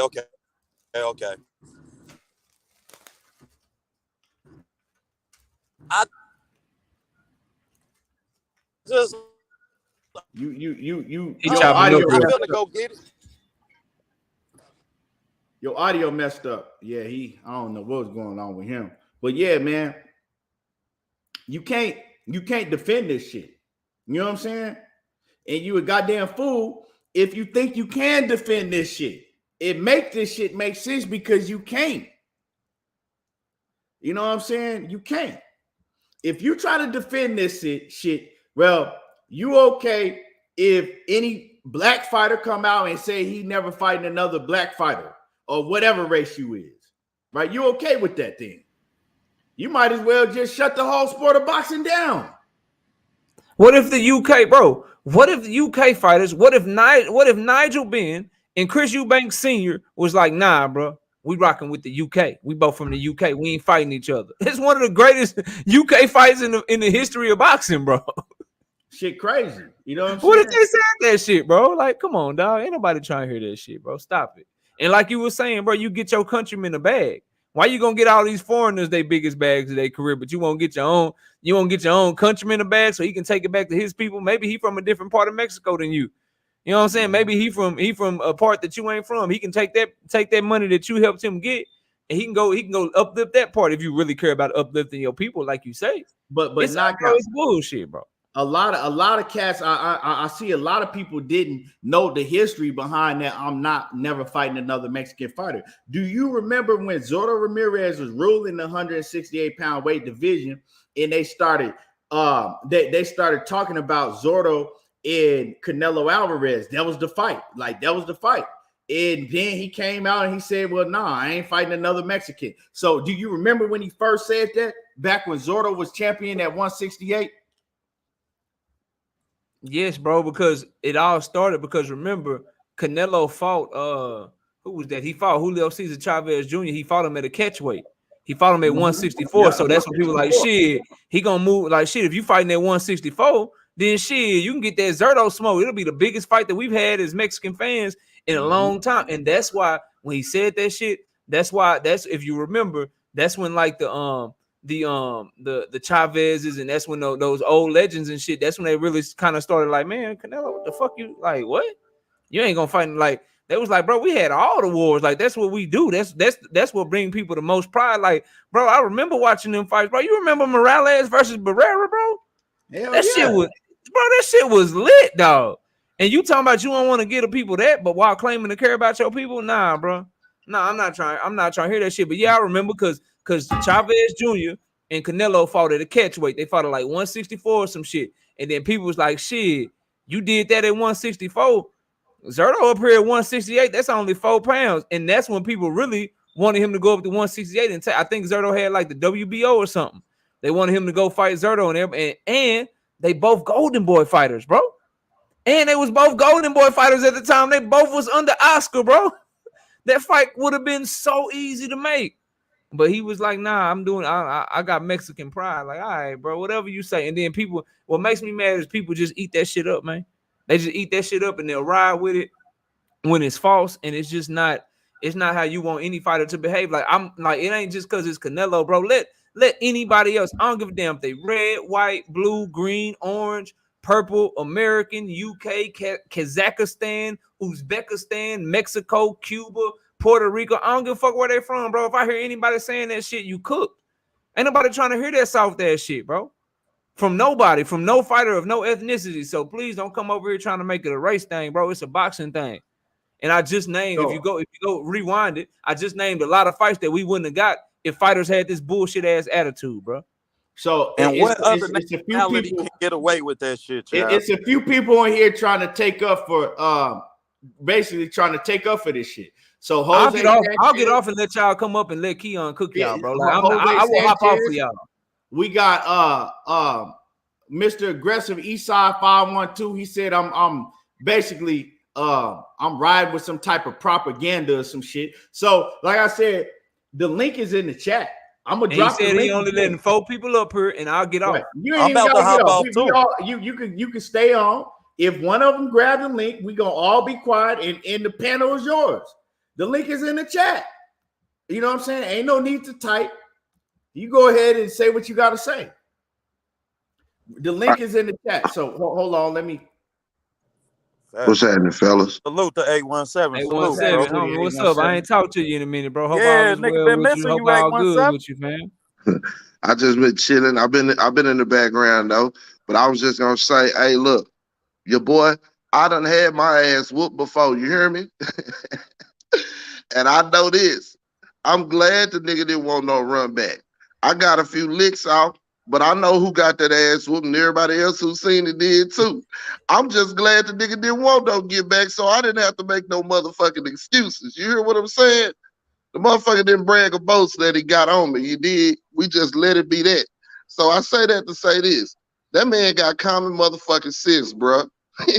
He shared that ring with that man. He put them things on his motherfucking ass, and he know better. So if he got to say he ain't fighting that motherfucker because he half Martian, whatever the fuck, he don't give a fuck. Yeah, you want to see him lose if he fight anybody else. But do he want some more of that shit? No. They told him about going over there fucking with them Russian people. He know better now. So let one of these motherfuckers come up here and make a fool of themselves, man. I'ma laugh and get out the way. So all right, bro. Peace is good to see you, fam. So we got Jose Sanchez. He salute to you. You know, you did grab the link. Facts. Appreciate you coming up, Jose. Yeah. So, but let me read. Let me read this before, and I'm gonna let you get yours off. Give me Blue Blood. He says, imagine if Joshua would have beaten Usyk, then said he's not fighting Fury because he's my British bruv. Yeah, right, exactly. And salute to the Queen Sheena in the building. I see you, Sheena. So yeah. Go ahead, Jose. First thing, I'm up here at the school picking up my kids, so if the internet kind of goes in and out, it's because of that. Sure. But my thing is, remember, Mexico, Canelo went up to 175 to fight Bivol to challenge himself. Now, if Zurdo beats Bivol at 175, that's a good accomplishment for Mexico. So I get what he's saying, you know, because he wanted to do that. You know, he wanted to get that victory for Mexico as a Mexican pride. You know, he wanted to be a 5-division champion. You know, if Bivol loses, he loses the champion. He wants to fight the same champion that beat him. You know, so if Zurdo, yes, he's behind his countryman in Zurdo, so he wants Zurdo to win. But and him saying he doesn't want to fight, he doesn't want to rematch with Bivol if he loses because he wants to rematch the same champion that beat him, that he lost to. You know, the whole thing about him going up to 175 was to challenge himself and beating the champion at his own weight. I get what y'all saying about, well, if he loses, what does that have to do with Bivol beating his ass? If he loses to Zurdo, what does that have to do with a rematch? Okay, Canelo is the moneymaker in the sport, right? So even though Bivol only made $2 million in the fight against Canelo, in the rematch he would be the A side in the negotiations in that, regardless of Canelo being the money bag or whatever. He's gonna have to get more money in a rematch. But Canelo wants to beat a champion that beat him at 175. He went up to challenge himself. Zurdo ain't got nothing to do with Canelo because he fights at 175. That's his division, so that would be a good win for Mexico as far as Mexican pride. Okay, can you explain to me with Canelo saying that he'll never fight another Mexican? I need you to explain to me. That part I ain't gonna stand up for. Me. I ain't got nothing to say on that. I mean, that's the man's choice. I mean, that's bullshit to me, you know. But like, I feel like it shouldn't be an issue whether you're a Smurf or African or Mexican or motherfucking Ethiopian. You're in the sport of boxing. I mean, you're there to prove that you're the best at the sport, you know. But if someone really wants to challenge Canelo, then Canelo fighting at 168. They need to step on his neck at 168. He's the champion at 168. That's his division. Well, if someone really wants to fight him, let me say this. Let me say this. First off, right? Canelo fought. He fought Kovalev at 175. He already had been up to 175, right? He went back down to 168, got undisputed. After he got undisputed, right, at 168, before he lost to Bivol, he was saying that he wanted to become undisputed at 175. He wanted to reign at 175. He got his ass beat, right? Now all of a sudden, oh, well, I don't want to, I'm not going to fight Zotto if he win. And then, like, it doesn't make sense. First of all, you're rooting for Zotto to beat Bivol, right? As a country. And then you go and say that, well, if Zotto win, I'm not going to fight him all of a sudden because I'm not fighting another Mexican. Bro, you're not getting out with that shit. And you already should be wanting to get your motherfucking lick back with Bivol. If you don't want to get your lick back, just say, look, I don't want to rematch. He beat me. He was the better man, and I'm going to go ahead and just stay at 168 and do my thing at 168. But it's mighty funny how when he became undisputed, he was so set in on becoming undisputed at 175. What happened to that? Because he was going to have to fight all them killers at 175 if he had to beat Bivol. I guarantee you if he had to beat Bivol, he would have been right there at 175, but we would have had the same issue if Zotto Ramirez's name came up, because really, he been ducking Zotto since way back in the day, like me and Knockout was just talking about. As soon as they start saying, look, we can make a fight with you and Zotto. This is years ago. This was probably 2018-ish, something like that. This is when when he was running through everybody at 168. That's the fight that people was calling for Mexico. Zotto Ramirez and Canelo Alvarez. Before that, we never heard Canelo say nothing about fighting Mexican fighters. He didn't, like Knockout said, he didn't have a problem fighting Julio Cesar Chavez Jr. because he knew he was a fucking bum. That was the biggest Mexican name. The biggest Mexican name. The biggest Mexican name. Hold on, 817. When Benavidez, right? When Benavidez's name is right there, and he's been your mandatory on 2 separate occasions, now you got a problem with fighting Mexican fighters? It don't make no sense, bro. The Chavez fight had nothing to do. Remember that was they had beef already going back, so that was more personal with Chavez. Remember remember Canelo's brother lost to his brother to Chavez. So that was more personal. Money, and you can bring your ass up here if you want to, and you're gonna get cooked too. That was more personal. Now back to Bivol and to Zurdo. Like I say, remember he went up to challenge himself at 175. Same thing Crawford's talking about, trying to unify at 154. But he hasn't done what he needs to do at 147. But Canelo went up to challenge himself. Yes, if he would have took that step and beat Bivol, of course he's gonna continue trying to go see how far he can go in that division. He's going to want to go after the champion because the goal is to try and become undisputed in that division. But again, his division is 168. And like I said, all that, what he's talking about, not fighting Mexicans, I'm against that. But that's on him.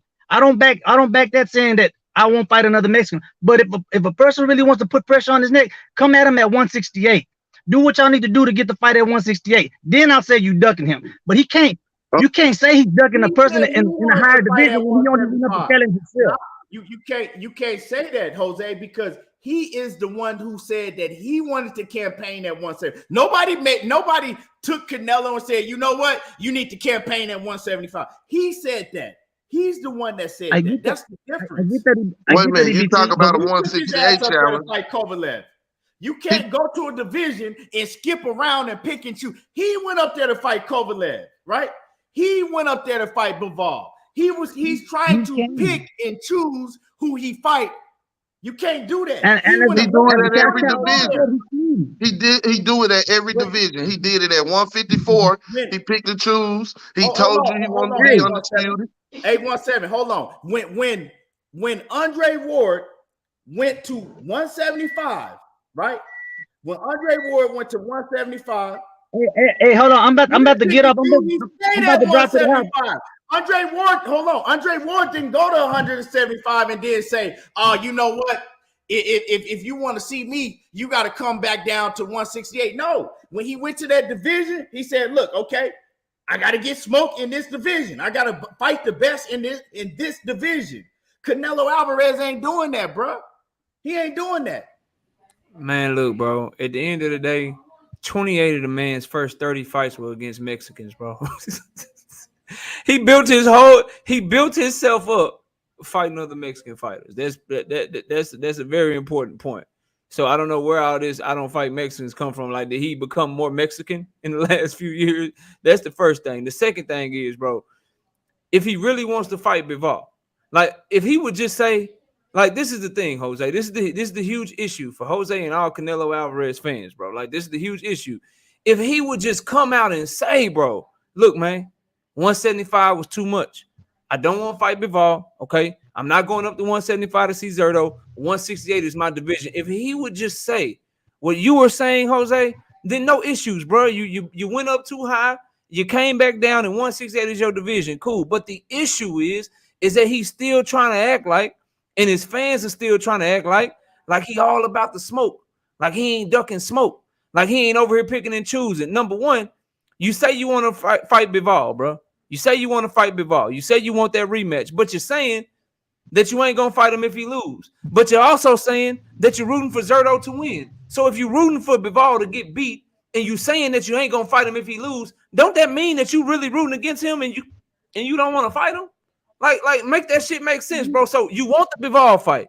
You and your fans are saying he will get in there with Bivol. He want to get that get back. He wants his rematch with Bivol. So shouldn't you be, if you only will fight him if he beat Zurdo, shouldn't you be rooting for him to win if you really want that smoke? Why are you rooting for him to lose? Is it so that you don't have to fight him so you can have an excuse not to fight him? He's just making excuses, bro. That's the only issue. If he would just be a man and say, look, man, I don't want smoke like that. Like, I ain't rematching Bivol. I'm not going up to 175. I'm at 168. If he would say that, then I could be with you, Jose, but he's not saying that. He's acting like he's still about it. He's acting like he still wants to smoke, and his fans are riding with it, bro. That's the issue, fam. No, what he's trying to avoid, he wants to fight the same champion in Bivol. He doesn't want to fight an undefeated, a Bivol that gets defeated, because he wants to avoid the same thing that we get for the Crawford. Jose, he wants, listen to me. Jose, what does Bivol losing to Zurdo have to do with him beating Canelo's ass, bro? What does that have to do with anything, bro? He's still the dude that, whether he loses to Zurdo or not, he's still the dude that beat your ass. What that shit got to do with anything, bro? If you want your get back, you want your get back. You don't care who else beat him. You want your get back, bro. How does that make sense, dog? You don't want to get caught. You don't want to get caught in the same situation Crawford gets himself caught in and saying that he didn't beat the same Sean Porter. He didn't beat the same Kell Brook that Errol beat, because they were already beating fighters. He don't want to get caught in that same position. Well, he got beat by Zurdo. He wasn't the same Bivol. He wants to fight the same champion that defeated him. He doesn't want Bivol in that. Oh, he wasn't the same. Just the same way we do Crawford. Well, he didn't fight the same Sean Porter. He didn't fight the same Kell Brook. Earl had already beat him. They weren't the same fighters. Okay, but they didn't lose. But they were new fighters, Jose. They didn't lose. Like, Kell Brook didn't lose to Earl until Earl fought him. That would make sense if they had fought before. But Bivol and Canelo fought, and Bivol put pause on Canelo. So what Bivol could lose every fight for the rest of his career, he still put pause on you, bro. And until you go get that get back, miss me with all this shit. It's like, so Bivol basically got an audition to get another Canelo fight by beating Zurdo when he already beat Canelo. How does that like make that shit make sense, bro? Like, he already beat Canelo ass, right? He beat him at 175. He beat him, and he even said he'll fight Canelo at 168. So he beat him already, right? So he beat him already. But Canelo is telling you, you got to win this other fight. You got to win a whole nother fight for me to give you another rematch. How does that shit make sense? So I beat your ass, and you still trying to tell me that I got to beat somebody else to fight you again? No, I guarantee you. No, you can't. No, I guarantee hell you. no. Jose, come on, bro. Hello, everybody. What's up, everybody? I'm sorry. I didn't mean to break up the conversation. I just came on. Go ahead. Cause I wanted to say, can I come on? Can I say something? Yeah, I'm quiet. I was gonna let Jose respond. Oh, I'm sorry. Quiet, okay, go. No, go ahead, because I saw Jose put a pause on it, so I didn't know. You can go ahead. I'm driving. I'm trying to get to the house. Okay. I'm trying to get to the house so I can actually get my attention to this. Okay, brother. Look, I just came in. I was on, but I came in late, had to leave and step back in. And I'm catching maybe the topic is about Canelo saying he's not going to fight no more Mexicans, right? Is that the main topic? It's just Before you get to that, let me read this super chat. Okay. My man Sean Clark says, gotta blame these network promoters, sanctioning bodies, and super fans too. Got Canelo thinking he the emperor of boxing or something. Yeah. I mean that's some real shit. They put him on. You got another one. And they started. Yep, they started that along. Oh, you got another. Hello, homie. Key, you got another one down below too. Down below that one, he dropped another one. Sean Clark. Let me see. And my man Sean Clark back in the super chat, and appreciate you supporting the channel, homie. He says, Mel Charlo avenged his loss and draw by way of knockout. These Canelo fans won't give him credit, but give Canelo a pass. And that's a fact. It's the truth. It's the truth. You know, look, I'm going to give, can I talk? I don't want to interrupt. Okay, just real quick. Look, my name is James Kelly. ETB, I was trying to get a hold of you a long time ago, but you couldn't see my email. But I've been on a couple of channels with you and Kickbox KK. But yeah, I remember you, James. Yeah, I appreciate it. Look, man, I don't know why Canelo came out and said what he said, but he has a right to say it. But I know this much. Canelo, now please hear me out. I give him credit for moving up, doing all that other stuff. But everybody know he had to put on more muscle mass to move up to 175, didn't he? Right? In most cases. Even though when he beat oh my gosh, the one that Andre Ward beat, man, Kovalev. Man, Kovalev was already beaten, man. Kovalev was beaten in the mind. Matter of fact, Kovalev not only got beat up by Ward, he got knocked out by some other dude. So, like you said, Canelo picking and choosing, but see, he thought Bivol was a punk. I watched Bivol from the time he turned pro, man. Bivol was a dangerous fighter, and he's still dangerous. And like you said, he's willing to go down to 168. I'm gonna go this route. I'm not a Triple G fan, really not. Never was, because I ain't like how they pushed him up. They just pushed him up. He bypassed, skipped everybody. But man, I wouldn't doubt if Triple G at 40 years old come out and say, forget it, and go broke and break bad on Canelo and catch him. Then what are you going to do? I mean, that's just me. But why he's saying that now to make room for others, hey, that's okay. Then that means you're going to fight everybody else then. The people you should have fought. You should have fought Charlo, should have fought Andrade. You should have fought a whole lot of guys. Is he going to fight them? Boo-boo, look, people can say what they want. That loss has messed him up in his mind more than anything else. You could take that to the bank. He could try to look hard and stare hard at Triple G. Did y'all see Triple G looking like he was worried about anything at the face-off? Did he look like he was scared of Canelo?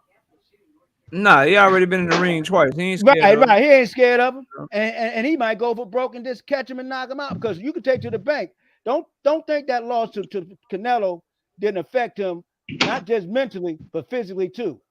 Because you're moving up and down, and then you're going to go in there and get crazy, get all angry at somebody. And Roy Jones said something on Pro Box, man, that made a lot of sense.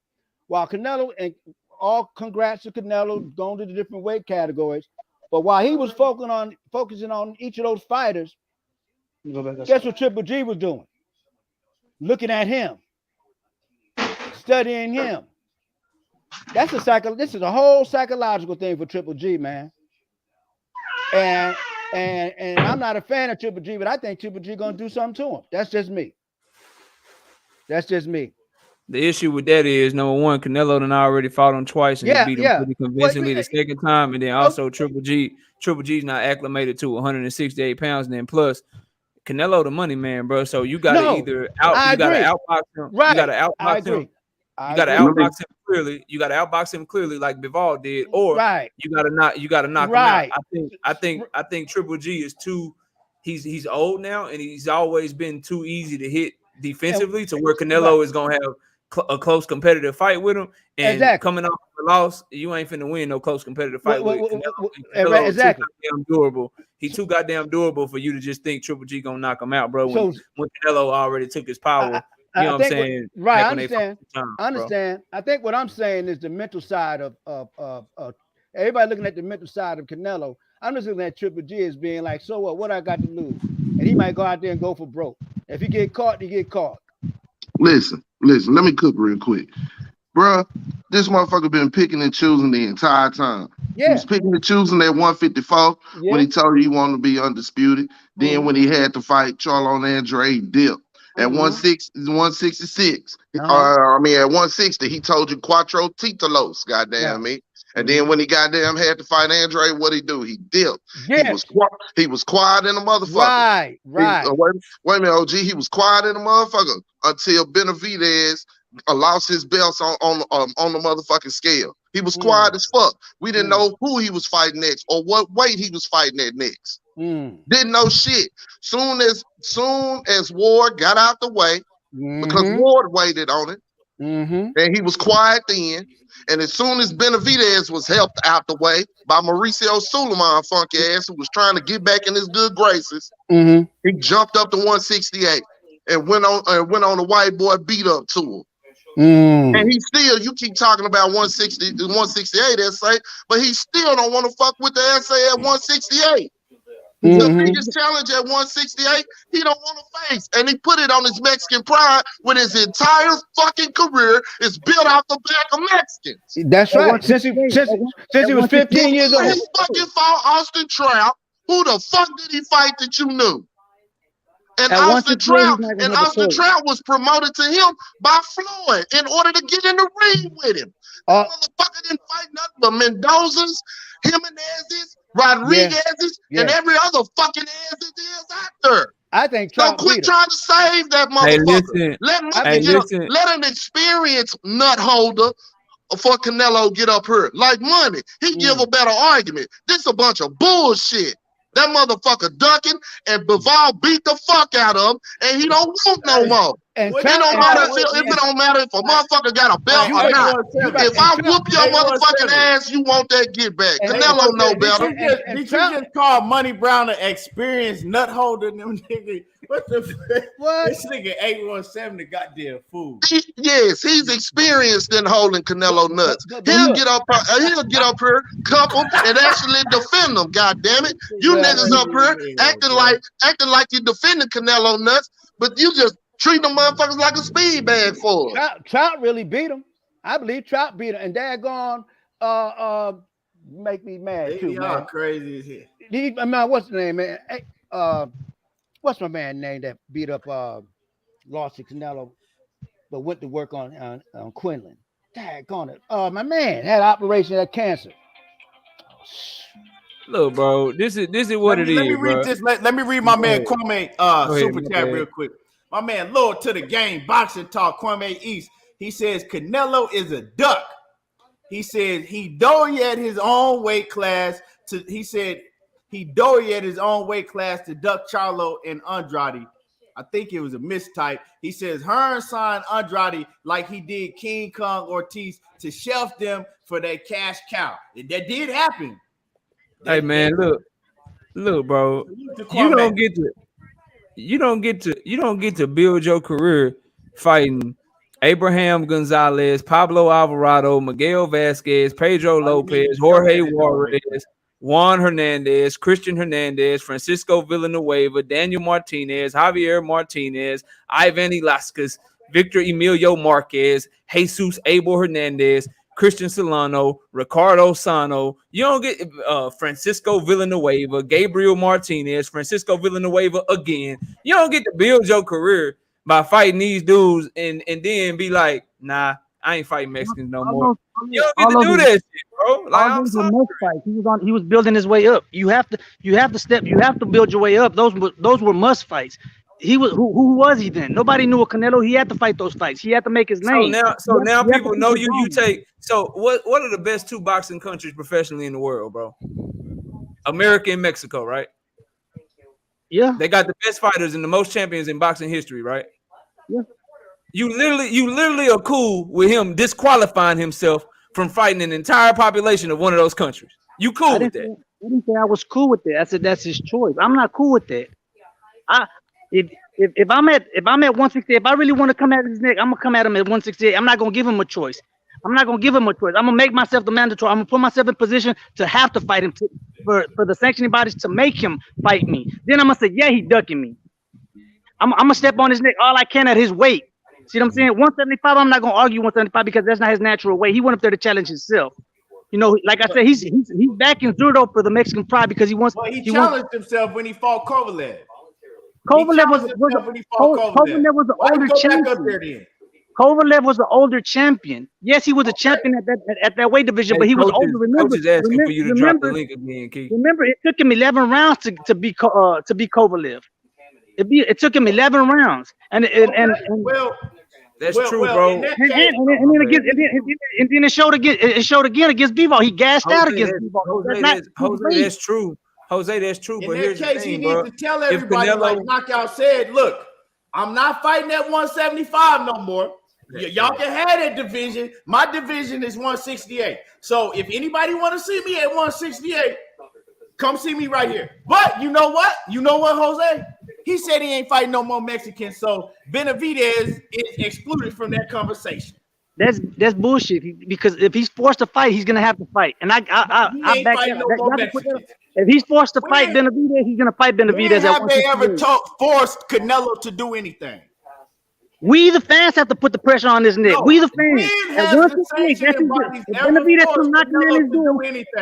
Let me tell you something. Bodies don't force him to do a motherfucking thing. Too much money invested. If me personally, 100%, if Benavidez come knocking on his door the same way EJ is doing at Crawford, and he don't answer that door, I'm gonna say he a goddamn duck. And I'm a Canelo fan. If Benavidez come knocking on that goddamn door like EJ is doing at Crawford and saying, here I am, and if he don't fight Benavidez, I say he's a goddamn duck.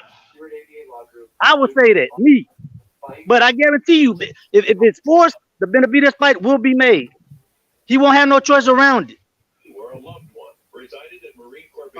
So let me get to the super sticker. My man James Kelly, man, I appreciate you, James, man. Live and in color, baby. Live and in color. Yes, sir, man. I appreciate you. Right.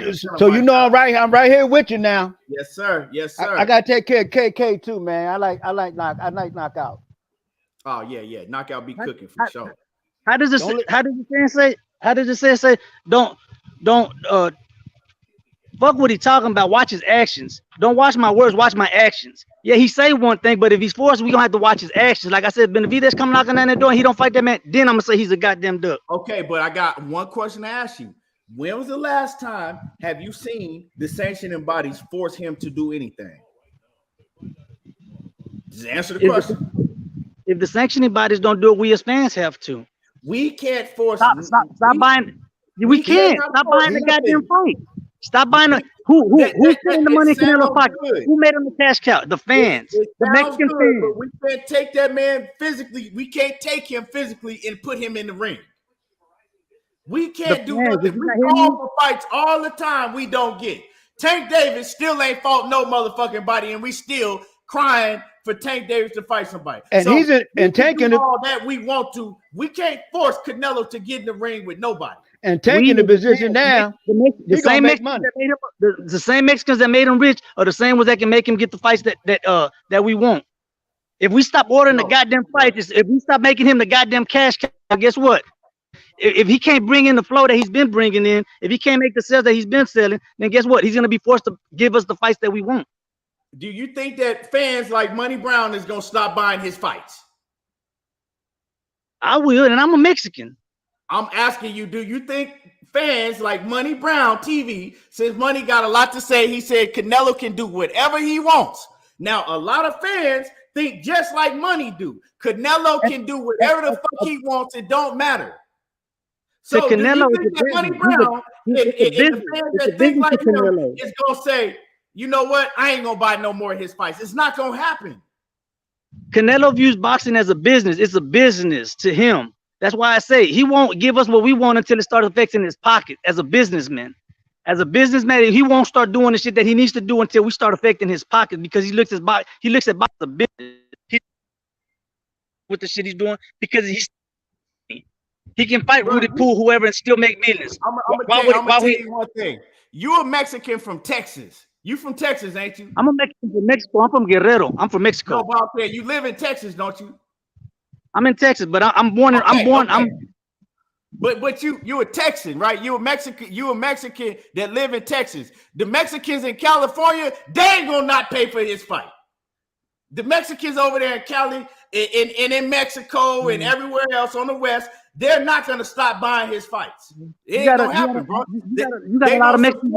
You got a lot of Mexicans in California who can't stand Canelo. You got to remember the first fight against what I'm saying is Mexicans overall, they're gonna support Canelo because that's their countryman. They're not gonna stop supporting their countryman because some certain fight fans want to see him fight goddamn whoever it may be. They're not gonna do that. So you're not speaking realistically, bro. You ain't speaking realistically. That's just some make-believe shit, you know what I'm saying, that you speaking about. We're talking about realistic. My money talks. If I can't get what I want, you're not gonna sell me bullshit. I'm not gonna go buy bullshit. But you can sell what you want. That's just but that's how we have to be as true boxing fans. The true boxing fans I'm talking about. I'm not talking about the casuals. The casuals don't buy. What you're saying. I understand what you're saying, bro. I understand what you're saying, but it ain't gonna happen. It's not gonna happen. You know, I've been screaming the same shit about Tank Davis for years. And you know, every time Tank got a pay-per-view, all his fans go running by the fight. They don't care who he fighting. And so it's not gonna happen. That's all I'm saying. It's not gonna happen, bro. I guarantee you the Benavidez fight to happen. And they're not gonna force him to fight nobody. I guarantee you the Benavidez fight to happen. Right? If Benavidez keep putting himself in position, I guarantee you the Benavidez fight to happen. Nah, like Money Brown said, Canelo can do what he wants to do. But the problem with that, Mauricio Suleiman is telling y'all the same shit by his actions. All of the sanctioning bodies is letting him do what he wants to do. Why was he able to fight at catch weights the whole time at 154? Nope, I ain't fighting you at 154. It's too hard we got to fight at 155. We got to fight at 155.5. We got to fight at 156. Nah, he's been able to do what he wants to do because he's the cash cow. When you are the cash cow, when your name is Canelo Alvarez, when your name is Floyd Mayweather, when you the cash cow and you bring in these sanctioning bodies and you bring in so much money to boxing, you can do what you want to do. It comes with perks. It comes with perks. You being the A side comes with perks. Come on now. We've seen that in other fighters too. When you're the A side, when you're the cash cow, it comes with perks. But it's a business. He's managing the business with his advantages. Let me read this super chat. My man Jim Miller says, ask Jose if he has the same energy for Charlo not fighting Benavidez since he's 160 pounds and Davis 168 pounds. I never said as far as that situation, I never said he's ducking anybody because it's not his weight class. I want to see the fight. I said it. Yeah. I'm saying it. Jamal Charlo is ducking Benavidez. And I have the same energy, whether it's Jamal Charlo, Canelo Alvarez, or whoever the fuck it is. I keep that same energy. I'm saying it. Yeah, he ducking. But at the same time, when you go back to that, was Benavidez talking shit about Charlo or was Charlo talking shit about Benavidez? Who started the smoke to create the fire? Charlo did. So that's who you have to get behind because you can't start blowing smoke and start a fire and then when the fire starts burning, you say, "No, I don't want that smoke." So 100% facts, Jose. And so when Canelo Alvarez says, "I'm going for undisputed at 175," just because he lose, don't mean that he get to now say, "Well, no, man, my division is 168." No, remember you started the smoke, right? You said you was going for it, right? You gotta watch his actions. Knock out. You remember what I said? Fuck what I say. Watch my actions. If he really wanted to go after 175, he would have dropped all the belts at 170, at 168, because he would have said, "I'm through with that division." Fuck what he say. Watch his actions. You gotta watch a man's actions. If he was truly done with 168, he would have said, "Fuck all them belts." He would have left them and let that division do what it's gonna do with them belts. You knew he wasn't done with 168. No. You just said about Charlo, which I agree with, bro. 100%. Just go check the Charlo content. I agree with you. You can't be talking this shit. You can't be saying you're gonna break somebody's neck, and then when the smoke get on your ass, you all of a sudden start saying, "Well, I'm 168," or your fans start, or "I'm 160," and your fans start saying, "I'm 160." I'm saying the same thing about Canelo, bro. You cannot say, "I'm going for undisputed at 175." I'm about to go campaign at 175. You go up to fight Bivol. Because you know what would have happened if he would have won, Jose? All his fans would give him credit, and rightfully so. Would have been a fifth division world champion. He would have got all the credit in the world for that. We cannot now say, since he lost, oh man, he just bit off more than he can chew, man. Man, he just bit off more than he can chew. That's not really his weight class. He's 168 pounds. We can't do that, bro, because he would have got all the credit in the world, and rightfully so if he won. So let's keep that same energy. Let's ask him now, bro. You said you was going for undisputed at 175. So why you not going for undisputed no more? Is it because you don't think you can beat Bivol? Is it because you think Beterbiev gonna whoop your ass? Like, what is the issue, bro? Why you not going for it? All I'm asking for, Jose, is to hold him accountable and make him actually say what it really is. Again, my key issue, bro, is that he's not the stuff that you're saying. He's not saying that. He's not coming out and saying, man, 168 is my weight class. As a matter of fact, if you go read some more quotes that he said in these interviews we talking about, the dude just was talking about, man, yeah, I still want to go up there and chase Usyk at a catch weight. I'll fight Usyk at a catch weight, at cruiserweight. I like a challenge. I want to go do this. I want to go there. All right, cool, bro. If that's what you want to do, then do it. But we can't then say we're going to make excuses for him running around here talking about, oh, man, he's just 168 pounder. Like, if you want to see him, if you really want to fight him at 168. While he gets to go around this bitch saying whatever he want to do. He can say he want to fight this person at cruiserweight. He can say he want to do this at 175. People talking about Macaboo, Laguna Beach, macadamia nuts and shit. Like, all of this shit that people was talking about, he going to do this, he going to do that. But then when the fire really get there, he don't want smoke no more. When fire on his ass, he don't really want smoke no more. Now, oh, man, I'm 168 pounder. I'm not trying to hear that shit, Jose. That's all I'm saying, bro. Let me read this super chat. Jose, let me read this super chat. The Queen, what's happening with it? She says Canelo wanted smoke until he got the L from Bivol because he thought Bivol was a walkthrough. And that's a fact. I told everybody that. I said, man, he's taking this Bivol fight because at that point in time, let's go back. Let's go back, Jose. Bivol's 3 fights, his last 3 fights leading up to the Canelo Alvarez fight, right? He didn't look good. He fought Craig Richards, one of them. He didn't look good in the Craig Richards fight. You know what I'm saying? Craig Richards gave him a fit. And that's a domestic C-level UK fighter, right? He also fought some no name, I don't know, the last fight right before he fought Canelo. He didn't look good in that fight. And he went the distance with a dude that everybody thought that he should have got up out of there, right? So Bivol, he hadn't been looking good. Also, Bivol, everybody knows Bivol can fight at 168. Sure can. He wasn't a big 175 pounder. Actually, he was one of the smallest 175 pounders in that weight division. Right. So Canelo looked at him and said, and looked at how Bivol looked in his past fights and said, oh yeah, I definitely can beat him. And he's not that big, right?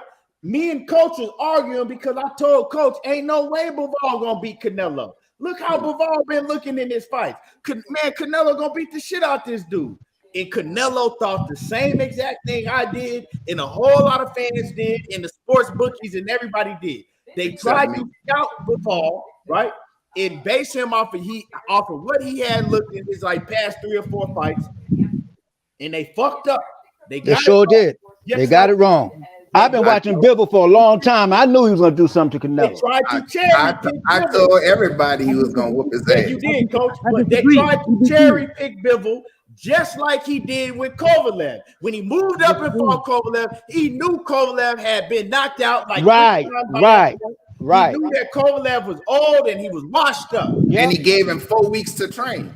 Y'all forgot about that. And he only gave put a weight clause on him. So I want to ask Jose some questions. I disagree. Hold on. I'll give you a check. I disagree though, because when y'all talking about he was cherry picking Bivol, I disagree because remember before the Bivol fight, he was going after better Bivol. He was going out. He tried to get a better. He tried to get a better Bivol fight. He tried to get a better Bivol fight. And another thing. He wanted a rematch with Bivol after the loss. He wanted a rematch, but contractually he was already on contract to fight Triple G. He wanted a rematch with Bivol. How is that not the truth? Was he not contractually? Is he not on contract to fight Triple G? I'll prove it to you. Go ahead, Coach. Okay. When they asked him when he was about to fight Caleb Plant, right? They asked him, "Are you gonna fight?" I'll fight him after I fight Plant. He said, "I'll fight Charlo and Benavidez after I fight Plant." That fucking shit changed. Next thing you know, he's negotiating two contracts. He gave up $15 million to take that fucking DAZN deal instead of fighting on PBC. He gave up $15 extra million guaranteed to go and fucking thought he was getting a cherry pick. He know he can beat Triple G because he done got older.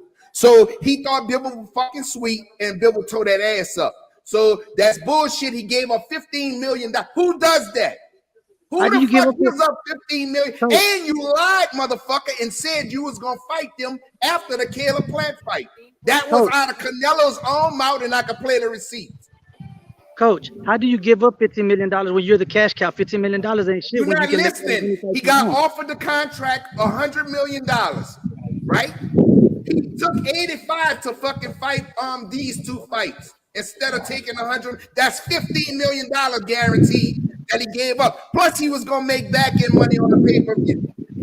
So he gave up $15 million guaranteed. These are facts. You can pull it up for yourself. The contract that was offered. Now, I'm gonna pull up. I'm gonna pull up some more facts for you. I'm gonna pull up some more facts for you. Hold on. Give me a second. Hold on. Let me get to these super chats. And you can cook. So I want to get these super chats. Hold on. Real quick. My man, Lord to the Game, Boxing Talk, he says he already had beat Kovalev years ago at 175, so it's a duck.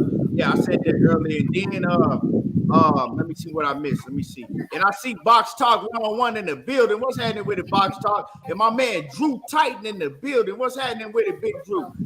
Drew Titan says, John Scully told him personally. This is what Drew, he said, John Scully told me personally that Canelo didn't contact them. And I guess he's saying about Bitterbead. Yeah, Canelo didn't want to fight after Bitterbead. But that's not the only thing I want to ask you. This is what I don't understand about Canelo fans. So y'all love Canelo, y'all love him so fucking much, but y'all don't point out when your fucking fighter is moving shady. Nobody points the shit out. Now he's talking about, once again, no Mexican fighters. Well, the reason why, because your boy already fought a title eliminator, David Benavidez, right? He done fought more than one title eliminator.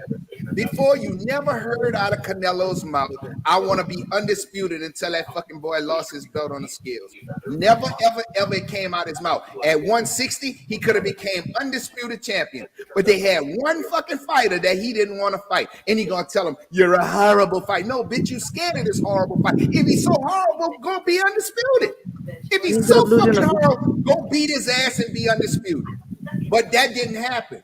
So the excuses that come out of these people's mouth about Canelo Alvarez, he's such a great fighter, but he don't want to give us what we want to see. And then they go, just like they do with Tank Davis, they wait until he fights somebody shitty, and then they go, well, we'll see what he do in his next fight. This shit has got to stop. You got to demand the fighters fight the best fights that we want to see. And this shit's been going on forever. Now you're going to tell me, how can you support a fighter who leave out of 154 because he don't want to face another champion, another two champions, who we keep on getting them to fight these mediocre fighters? Okay, he gets to 160, right? You get Jamal Charlo is mandatory, right? So what he do? He asks for a fucking made-up belt, and then guess what he do? He go fight the weakest link at 168. Fucking Rocky Fielding. But nobody want to talk about. All you Canelo fans act like that shit didn't happen. You had other fighters at 168 you could have fucked with when Zurdo Ramirez was there. But you know what the excuse was then? I don't want to fight no Mexican fighters. So let me ask you this, Jose. If all the black fighters say, I don't want to fight no motherfucking black fighters, we wouldn't have boxing now, would we? So how come it's good for Canelo to do that and y'all ain't turned y'all back on that bullshit yet? I'm just curious. I already said I'm not with that on him not winning. And you still a fan. Rocky Fielding was a step up fight. But you're still a fan of Duck. That's what I'm trying to tell you. But you're still a fan of a motherfucker who moved like that. Okay, the number one fighter after he lost his belt on the scales, the man got fucked over 3 times, right? 3 times. And I always put this into perspective. He got fucked over. Okay, he made a mistake. Y'all stripped him of his title. All right. You stripped him of his title. Next, you allow Canelo Alvarez to fight for his title. That's the second fuck that David Benavidez took. All right, out of this bullshit. And third, you go defend this motherfucker against Anthony fucking Dirrell. But you okay with that bullshit? A person who lost, hadn't fought in 2 years, and then come right back and get a fucking title shot against Canelo Alvarez. But you okay with that? You're a Canelo fan. You all right with that bullshit. And then want to claim you undisputed, but you got only fought 3 fighters to become undisputed, and you won't give this young man who deserve a fucking shot back for getting his motherfucking title. So that's my question to Canelo fans. Why don't y'all motherfucking, when is enough gonna be enough? When he beat a fucking a kindergarten up? What the fuck is he? When is he gonna fucking give us the fights that we want to see? Now you fighting a Triple G who don't deserve a shot at the 168 undisputed championship because he never fought at 168, not one time in his whole fucking career. But y'all all right with that bullshit. And he's 40 years old. So explain that shit to me. Go ahead, I'll let you have the floor. Did Canelo fight his way up to get to where he's at? Yes or no? Did he make himself the cash cow? There's a bunch of other fighters, but they can't move like Canelo moves. Listen to me. Did he make the fight to get to where he's at? Did he fight the Floyd Mayweathers, the Trouts? Did he fight the people that he had to fight to make himself the cash cow to get to where he's supposed to be at right now? He lost. He lost. He lost. After Floyd, he became the cash cow. He took over the. How he became the cash cow? Tell me how. How did he become the face of boxing? Yes. By winning, by beating champions, by beating champion after champion. What champions? He beat Austin Trout. He beat fucking Erislandy Lara, which was a close fight, and he wouldn't run it back. Real champions run it back. I can prove that too. You want me to show you how? So the Castillo fight was close. Hold on. The Castillo fight was close against fucking Floyd. You know what Floyd said? Fuck that. Run it back. The Maidana fight was close. What Floyd said?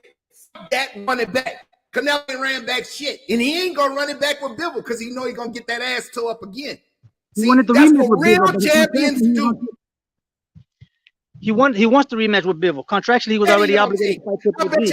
Same way Haney is obligated to fight Kambosos contractually. The same way Haney is contractually obligated to fight Kambosos. He wanted the rematch with Bivol. He wants the rematch with Bivol, but contractually he has to fight Triple G. Bivol's not going to sit there and wait on Canelo to do whatever Canelo's going to do. He's going to keep on with his career, so he's going to fight Zurdo. Who want to see that Triple G fight? Go ahead, I'll wait. Tell me. Who want to see that shit? Go ahead. I do. You want to see it for what? For what? He's 40-something years old. He lost. They drew and they lost. Then your man lied again. Hold on. Then your man lied again. See, I don't have respect for liars. Your man lied again. You know what he said? What did your man say? I'll never fight him again. Lie. You're a fucking liar. You lied. And I can pull a receipt on that shit too. Is Triple G holding two belts? But you're gonna still support him, I know, because he's Mexican. They got black fighters I don't support because I don't like these motherfuckers. Is he a unified champion again? Is Triple G a unified champion again? Is he holding two belts? Now let's talk about Triple G since you want to fucking use his bullshit to fucking support. After he lost the WBC belt and Canelo dropped that fucking belt, guess what Mauricio Sulaiman told him? To get a title shot back with Canelo for the WBC belt, you got to fight Jamal Charlo. You know what that bitch did? Nope. And which way he went? Which two belts he got now? He didn't get that fucking WBC again. So I don't support that bullshit because he's a fucking coward, just like Canelo. So that's exactly what happened. And he don't want to know that Boo Andre had a fucking belt, the WBO. Jamal Charlo had a WBC. Did you see Triple G even think about fighting them brothers? No. You know who he went for? He went to fight Murata, who hadn't fought in the fucking over a year. See, this is what I'm talking about. So you're gonna give credence. You're gonna give credence to a motherfucker who's 40 years old and wouldn't fight the brothers himself. So because they know they're gonna get that ass handed to him. And that's he sent Charlo a contract. Charlo didn't sign the contract. Charlo didn't want the Canelo fight. He sent Charlo a contract. Even his own brother said he sent him a contract. He didn't want to. He didn't want to fight. And if Charlo really wanted to fight, guess what? When he was negotiating with PBC, if they really wanted to Charlo fight, they would have made the fight. They would have made the fight the same way when he wanted the Caleb plan. Hold on, they offered him $100 million. Which one he took? Which one? What is $100 million? What is $100 million to Canelo? I'm gonna tell you what it is. Canelo, he can make that. He can make that on his own fighting. Whoever the fuck. Hold on, wait. That's bullshit. Because he answered this question. They offered him $100 million, and now the zone offered him $85 million for 2-fight deal. Right? First he lied after the fucking Caleb Plant fight. He said he was gonna fight fucking Charlo and Benavidez. They offered him $100 million guaranteed to fight fucking Charlo and David Benavidez. He passed that up, took less fucking money than Bivol, and now he's fighting for $85 million guaranteed. So he gave up $15 million fucking dollars and to go to the route that he thought was easy. And Bivol beat that fucking ass, thank God, because that motherfucker and David Benavidez. And now he's fighting an old ass Triple G. But you happy with that? You happy with that? It's a business. It's a business. Which contract is easier to fulfill? Well, okay. Which contract? Listen to me. To make the most money, correct? Which contract is easier to fulfill? A 2-fight contract or a 3-fight contract? He's already been dealing with the zone. He knows that his contract. He knows that his fights with the zone. He's already been dealing with the zone. He has no problems dealing with the zone. The negotiation for the money against Caleb Plant. What are you talking about? He made an ass for. Stop making. See, this is what Canelo fans do. They make excuses for bullshit. Y'all see this shit, right? And look how long it took to make the Caleb Plant fight until Caleb got his $10 million, and he finally decided, fuck it, I'll give him $10 million. I'll give him $10 million for the fight. He was offered. Hold on, wait. You say it's about the business. You're offered $100 million to fight these 2 fighters. Instead, you take $85 million guaranteed to fight these other 2 fighters. Which one is the best business plan? I want to know. Go ahead. I'll wait. The way he took, because guess what? He's been dealing with his own PBC got. Come on now.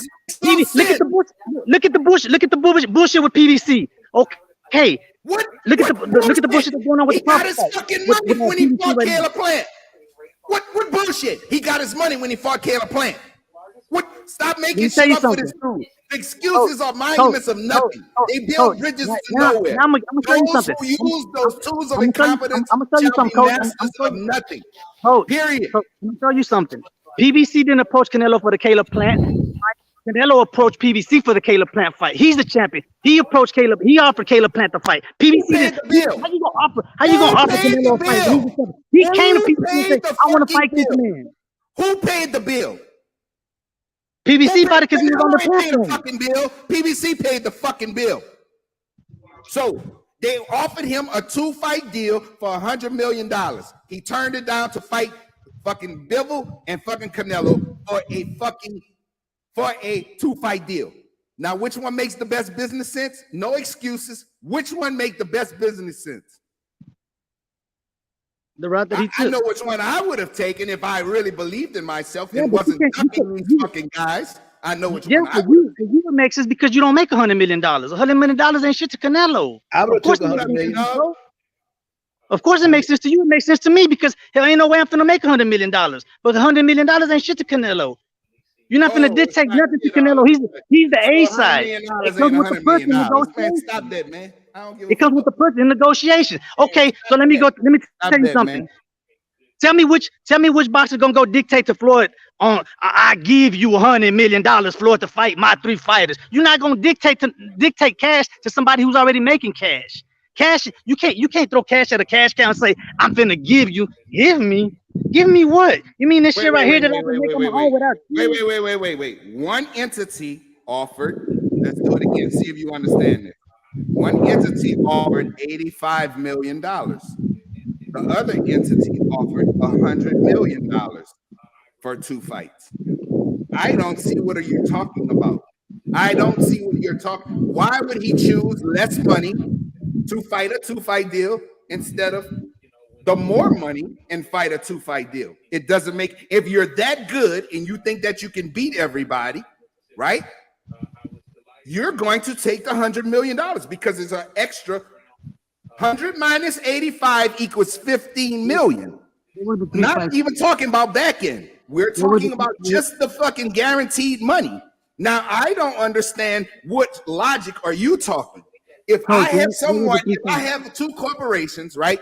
And this corporation, for me to work for them, they offer me $100 million.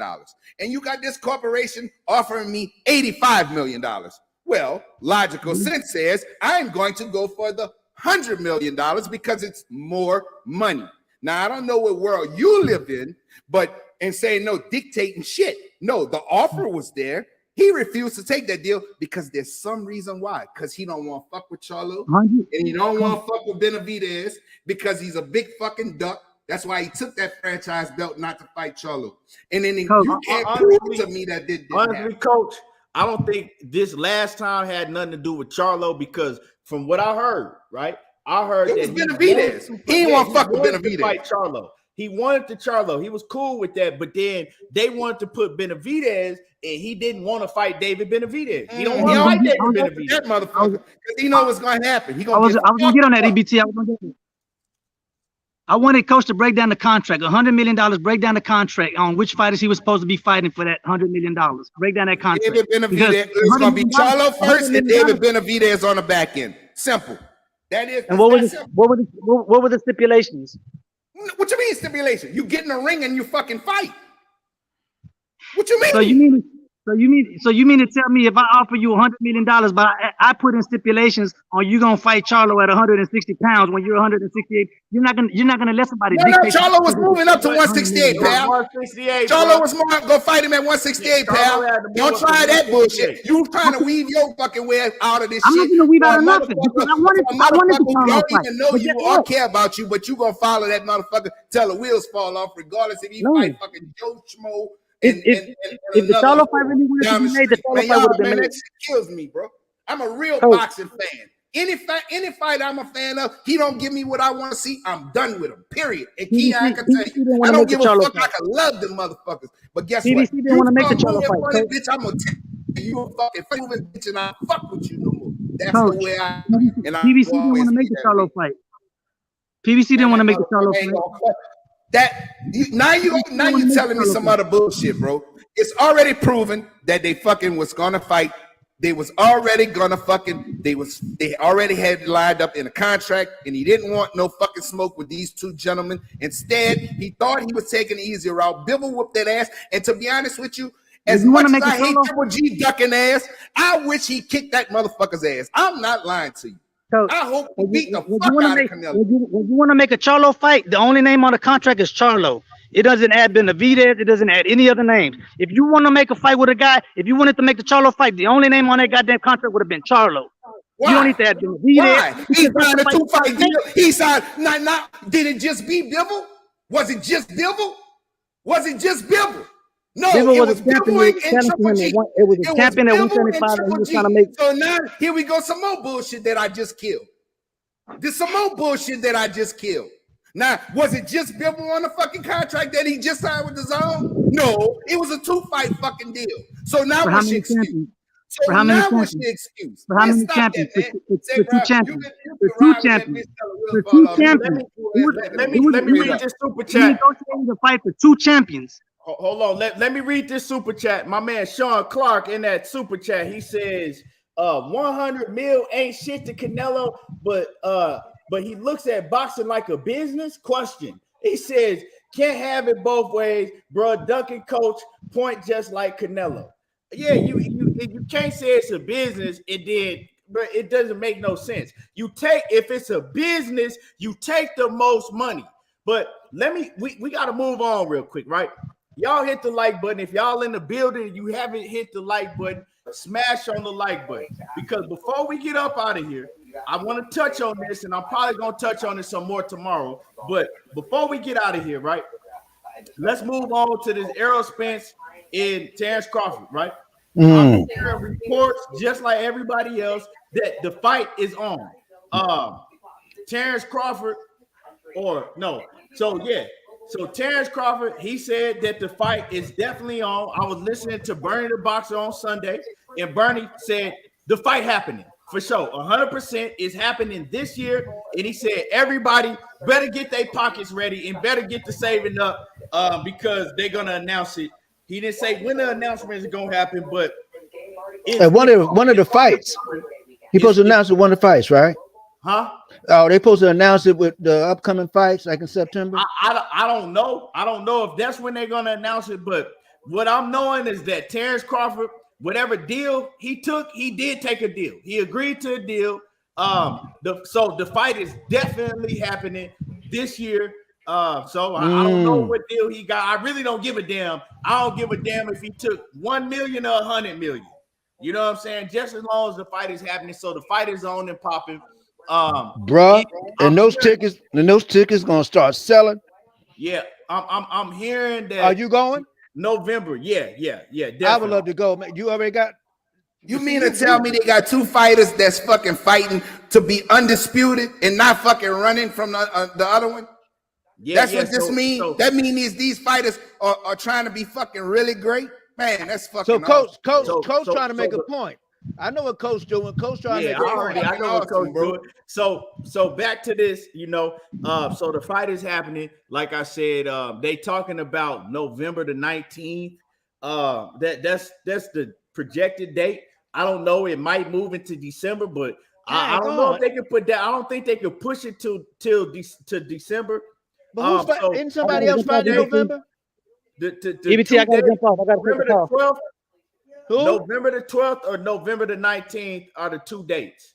Okay, but isn't there another major fight in November? Bivol and Zorro fighting in November. The front half of November. That ain't no pay-per-view, is it? Yeah, I'm pretty sure it is gonna be a shoot, man. Well, I guess a lot of people are gonna be watching Bivol because people got to save up, man. Because I'm gonna tell you that Spence and Crawford fight probably gonna be $100 pay-per-view. There's no doubt. I already got mine, but I would like to go. I would like to go physically there, and I would like to take my wife there. Well, she ain't gonna be doing up a shopping, but I got to find a way to get tickets. Yeah, quick. My lady, she said she ain't missing that one for nothing.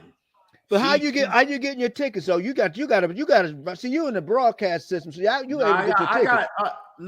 Honestly, man, I'm just gonna wait till they come out.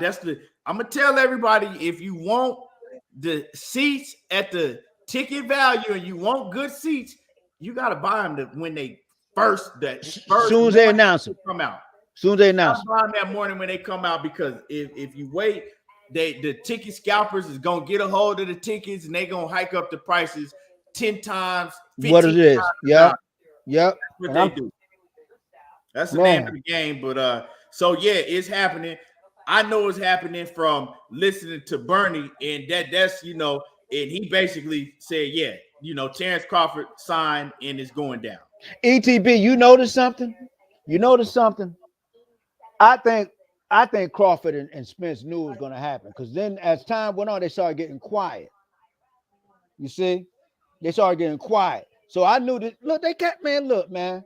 When at the end of the day, the fans win.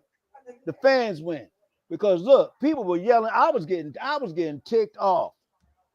I know that's crazy, but man, I'm a boxing fan, Jack, and I knew if they wouldn't have made that fight, I was like, oh man. But hey. I believe Spence and Crawford had a lot to do with it, but more so the fans. Yeah. Well, I mean, to me, this is just me personally. Mm-hmm. I think that Errol Spence had damn near everything to do with making this fight happen.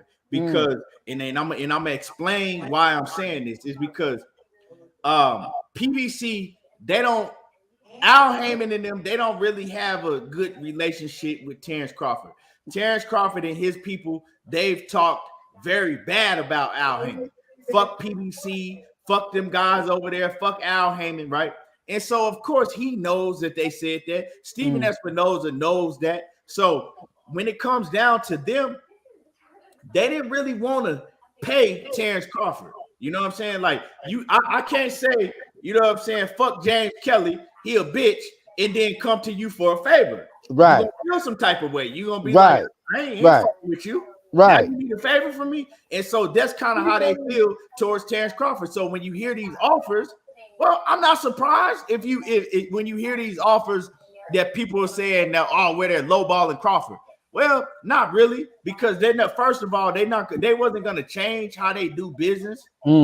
Terence Crawford, because that's just how they do business. Right. Also, it's like, well, you can't say that they lowballing him if him and his camp been saying fuck Al Haymon and PBC in the past.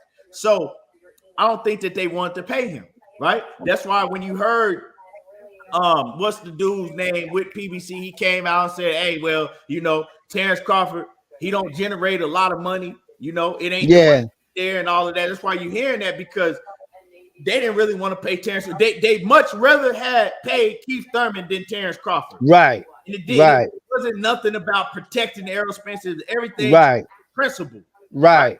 Everything to do with principle. And Terence Crawford was always refusing to sign with them, and he wanted to do business with other people. So they took all of that into account. They didn't want to pay Terence Crawford. So when I say that Errol Spence is the reason that this fight is happening, is because Errol Spence is the one that was really, really pushing them to pay Terence Crawford. Right. It happened because he's telling them, this is the fight I want. When you heard Errol Spence, don't ask me about no other fight. I want to fight. That's right. I want to fight Terence Crawford. I'm going for that. Right. Exactly. If it ain't Terence Crawford, I don't want to fight nobody, and I'll move up. Hey, ETB, can I ask you something? Hold on. Let me finish. Okay. Real quick. Okay. And so Errol Spence has pull. You see what happened when he was out with that eye injury, right? Yeah. In Butayev and Stanionis, right? They had made that fight already. Butayev and Stanionis was already supposed to fight. You know what I'm saying? For the title eliminator or whatever it was, right? Errol Spence got healthy, got back in the picture, and all of a sudden, Butayev and Stanionis, they stepping aside, right? Right. You see what I'm saying? So I understand. So that whole Errol Spence has pull. Like I said, when you the cash cow over on your side, you can. And that's right. Make happen. So he has pull. So this is what his pull did. We getting this fight because of Errol Spence, not because of Terence Crawford. Well, I believe you, man. I believe you, but I'm gonna go somewhere with you, man. I never heard Terence Crawford say anything, but it was always Bomac and his big mouth. I'm telling you, man. I'm gonna be honest with you. Crawford and Spence been knowing each other. They never fought each other in the amateurs, but they've been knowing each other in the amateurs. And daggone Bomac, I don't know what page he on, man. He talking about Errol Spence one-dimensional. And then Crawford came back and said, no, he's not. Say, no, he's not. He's very multi-dimensional. So that's you cut out, James. Your audio cut out. Your audio cut out, James. We can't hear you. You on mute. James, you on mute. Yeah, I'm back. On mute. How much you got miss? You didn't say too much, but one thing I do want to say, the reason I said Terence Crawford with Bomac, because I talked to people behind the scenes, and Terence Crawford felt the same way. He was saying he didn't want to do no business with PBC. Fuck PBC. So that's the reason Terence Crawford didn't say that in front of the cameras, but he was saying the same shit behind the scenes. Okay. But go ahead though.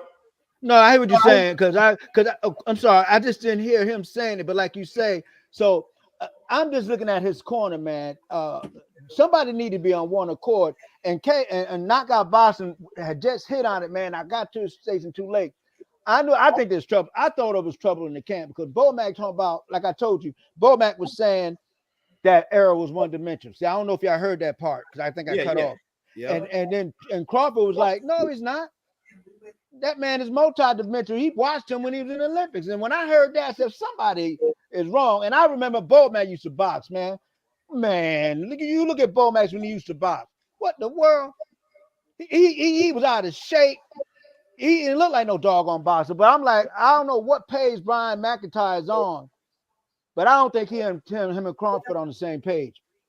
And if he if he coaching him with that mindset, Crawford ain't gonna listen to him. Why? Yeah, and James, as far as the Olympics, they weren't in the Olympics at the same time. Crawford, he was like in that 2008 class. Right. But he was watching him though. He was in the 2012. So, but he was watching. Yeah, he was watching him. He was watching him. Right. Yeah. He was watching him, man. And they got the. Look, I don't give a darn what nobody say. They got the utmost respect for each other. And I'm gonna tell you another thing. And you notice this: Crawford, Spence have most of their career has been laid back, right? Laid back. They're not the loud type people. They're not the ones walking around. They're not like that. But as this fight came into play, they had to come out of their shell a little bit. You understand? Because once Spence won that unified, he said, I don't want nobody but Terence Crawford. I want that strap. That's exactly it. And they were straight to the point, which was what he said, what years ago? So these guys been wanting to fight forever, man. I just think there was some little mess in the background that's hindered. But I tell you what, I can't wait. And I gotta. Yeah, and then it was cut out again. You put your. I'm back. I gotta add something else. I like both fighters. I know you two like both fighters too. But man, I'm telling you, man, this is gonna be a great fight, people. And I don't know. I can't see why people thinking that Spence is gonna walk through Crawford. I mean, I'm not saying Spence can't beat him. Let's get that straight. I can't say the fight can't be a draw, but Crawford could beat Spence too. But it's a 50-50 type fight. Right. But you got people, and I love BFTB. I love BFTB. I love him, man. But he's making it seem like that Spence going to demolish Crawford. Man, I can't see it. I see a good doggone fight, man. I think it's gonna be. It ain't gonna be no Floyd Mayweather, Manny Pacquiao type shit. Right. I think it's gonna be a hell of a fight. Yes, sir. This fight is gonna come down to who got more dog in him. Yeah. It's gonna come down. It's gonna come down to who got more dog in them. All of that. That I hear a lot of people saying, "Oh, Crawford is so much more skilled." And to me, Errol Spence is more fundamentally. They both skilled. Crawford is more athletic. Errol Spence got the better fundamentals. Go ahead. Sorry. And so, like I said, man, this fight is a 50-50 fight. I got Errol Spence winning, but am I going to be shocked if Crawford wins? Right. No. Right. I'm not going to be shocked either way. All that shit that Terence Crawford stopping Errol Spence in 5 or 6 rounds, that ain't happening. No, and if that shit happen, that's what will shock me. I'll be shocked if that shit happens. I'm not saying that. I'll be dumbfounded if that shit happened. That ain't gonna happen. But Coach, let me let you cook real quick because I got to get up out of here and give your take on this, and then I'm gonna wrap it up. Now, man, if that's the truth, I'm happy. I'm happy the fight finally got made. I can care about what the contract say. I can care about. I could care less about all that shit, bro. I'm just if it's true, then I'm just happy we gonna finally get this fucking fight that people been calling for. Damn, they're going to blows over the internet, wanting to kill each other. Yeah, man. Yeah. Terence Crawford and Errol Spence. Yeah. Absolutely unnecessary. Yes, sir. Because we have no control over none of that shit. I'm just happy if that happens, then we get to see the fight, bro. And I'm gonna get to see the best fight, the best. Oh, and that's man. all I ever asked for, the best fight and the best. You know, I just be tired of all this bullshit. Fighters who are supposed to be the man and then they don't fight the best fight. So when we get this fight, bro, I'm gonna be happy as shit. When they make it official, I'm gonna have to do something. I'm gonna have to go to daggone something, everything, any type of ticket play, and just buy it. And if it's expensive, my wife is gonna we're gonna have to deal with it. I love my wife, but we on the budget. You know the deal. I got to save up for my pay-per-views, man. These tickets is gonna be hard, man. And I ain't gonna lie. In the back of my head, I was like, shit, I don't care if it do happen in 23. Shit. This shit. I don't know if I'm gonna be able to afford it right now. Right. Are we looking at you think what do you think front seats? Well, that ain't no use to me asking about front seats because all the stars are gonna be there. They're gonna take up all that. Man, I don't even want to think about it because I'm getting pumped, I don't man. go to price unless I can sit close on the floor, but this shit gonna be so high. Yeah, I'm getting stressed thinking about it because I know I'm gonna be sick if I don't go, but then I'm gonna be sick. You know what I'm saying? Yeah. And then I'm gonna get arrested. The price. Then I'm gonna get arrested. I'm gonna get arrested because I'm gonna go there. I probably got a nosebleed seat, and I'm gonna be trying to find my way. If you're gonna get a nosebleed seat, then fuck, you might as well watch it on television. No. Check out what I said. No, check what I said, Coach. I said I'm gonna get arrested because I'm gonna get up in that bad boy and try to slide my way down somewhere and pray that somebody don't come to the daggone seat, Jack. Because I mean, this thing is pumping me up. Yeah, because see, if you get it, like, see, that's how, and I'm not talking about nobody else, because some people like to just be in the building for the atmosphere, right? But me, I'm like, when it come to me, I'm like, man, if I ain't close, I don't want to go. Right, I'm with you, man. Sitting up there, I go to fights because I really don't give a damn about the atmosphere. Like, I don't care who there and all of that shit. I go because I'm really a true and I was at the last Errol Spence fight. I've been going to fight my whole life, bro. This ain't nothing new to me. He said, "Nah, coach, being in the building is different." Of course, it's different, but still, I was at the last Errol Spence. To me, being in the building, like, I mean, some people, like Emmanuel Pettigrew. That's what I'm talking about. I'm not knocking nobody. Like I said, Pettigrew said, fight party in New Orleans, perhaps. Right. Sure. I'm not knocking nobody, right? I'm not knocking nobody because some people like that. Some people like, oh, I just want to be in the building, in the atmosphere. Me, I'm different. Everybody different. I don't give a damn about being like, shit. If I can't see every blow right there, if I can't see what's going on, I'd rather be in the living room watching it on my TV at home. You know what I'm saying? Because if I'm somewhere and I can't see, and that shit too far and I can't see, I'm not, like, I ain't having fun. When I go to fights, I'm locked in. I don't care nobody else around me. Boy. And look, you locked in, and I'm gonna tell you, man, the mindset, man, get crazy, man. People getting crazy, man. It gets crazy right up in there. You cut out again, James. Yeah, physically. You keep putting it on mute. I know it, man. I got this thing caught. When you there physically, man, it's an emotion, man. You cut out again. What's up? Okay, I'm in it. I'm good. When you gotta get you some goddamn, you gotta get you some AirPods or something. And I got it too. I know you right. Look, don't tease me now. Come on, let me go. Let me go, man. I'm all pumped up with daggone the fight. And look, that atmosphere is crazy. I just go to fights in Atlantic City and never make the Vegas, but I just go to Atlantic City and Jersey, Newark, because I'm from that way.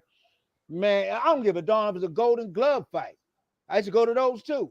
But as a mindset, man, you get crazy up in that bad boy. Yeah, you know what? And the best seats, I'm gonna tell y'all the best seats, right? Because I've been to more fights than I can count. The best seats, if you sit on the floor, you don't want to sit more than 8 rows back on the floor. And right. You don't want to be in the corner. You want to be somewhere in the middle because you get in the corner, that ring post. Yeah. Right. You can't see nothing. Right, you can't see nothing. You gotta so that's the best seats, right? No more than 8 rows back. Anywhere further back than that on the floor, you might as well not even get floor seats. You get the high rises. The high rises are perfect seats. Like right there in the front of the high rise, like right behind the floor. It depends what section, because you got the 2 middle parts of the floor section. You got it only goes like 5 rows back. And right there's the high rise. The high rise are actually the best seats that you can get because you still right there real close, and you're looking right down in the ring. And they also got the big screens. They also got the screens and everything, man. And like last fight when we went to the Spence fight, his last fight, I was explaining to Money, let me pick the tickets for us because I know. And he was like, damn, Key. He was like, nigga, I didn't know we was this much. He was like, damn. He was like, man, I didn't know we was right here. Well, daggone, you picking ticket for money. I know. Man, I didn't buy the ticket for money. We picked the seats. Well, help me out. This help me out, man. I know I ain't got my channel yet, but I think I know enough people on every channel I've been on. They know James C. Kelly. You know me now. Oh, yeah. I've been knowing you. Yeah. I know. Yeah. And me and Coach too. I think me and Coach. I love Coach. I think Coach was there when I made that stupid bet. I had to renege on it too, cuz my wife went to work on my behind, man. What the world? BFTB saved my life. But anyway, I enjoy what you're doing, bro. I enjoy what you're doing, KK doing, BFTB, Blue Blood, Money Brown, daggone Champ Side, because I grew up in the era where we and Coach, I'm not saying you my age. I think I got you a little bit. But how old are you? I'm 56. You got me by 3 years. We good. Wild World of Sports. Remember that? Yes, sir. CBS Sports. The Wild World of Sports. Yeah, you were a baby. Yeah. You were a baby now. I remember the Wild World of Sports. I used to watch all them fights. See, the agony of defeat. The first fight that I really, really watched that I could really, really remember that made me a huge boxing fan was Holyfield versus Muhammad the White Crowley. Man, yeah. That was the first fight. Yeah, that really, when I was a kid, it made me a huge boxing fan. Yes, sir, brother. I was on every fight after that. And do you know when I saw that fight, I looked at Holyfield. I said, this before Mike Tyson went to jail. I said Holyfield gonna be the one to beat Mike Tyson. I said that. But that's before he went to jail now. Yeah. So no, but that was at cruiserweight. It's crazy, because but remember when Holyfield fought Michael Dokes? That's when they started telling, that's when they started saying, okay, we want Holyfield and Tyson. Because when Holyfield beat Michael Dokes, then that's when shit got really real. Because he moved up to heavyweight. Yeah. When he moved up to heavyweight and he beat Michael Dokes. And then he fought Burt Cooper. And Cooper almost fought him. The talks started really, really getting real with Mike Tyson and Holyfield fighting each other. And I used to tell everybody when I was a kid, I said, Holyfield is going to beat Mike Tyson. Unfortunately, we didn't get to see it in 1990. Right. We had to wait till 96. But in 96, I told everybody, I said, Holyfield going to beat him. And my pops was shocked. My pops was I wasn't. My dad said, man, Keon been telling everybody this ever since, when they were first supposed to fight 6-7 years ago. And you know what's funny? You can see it too, Keon and Holyfield. Because I'm going to tell you, when he fought Burt Cooper, man, he had Holyfield sliding on the daggone ropes. What was the style Burt Cooper hurt him? Burt Cooper had that Philly Joe, because he's from Philly. But his style, now come on, now listen. I mean, what was the style? I want to know if I'm gonna see if you're a boxing historian. Oh, now hold up, now don't try to Jersey, don't do this to me now, because he brought a lot of style. Yeah. I think he tried to go Joe Frazier style a little bit. Nope. I said a little bit. Burt Cooper, no. He was doing that Holyfield. And who did it before all of them?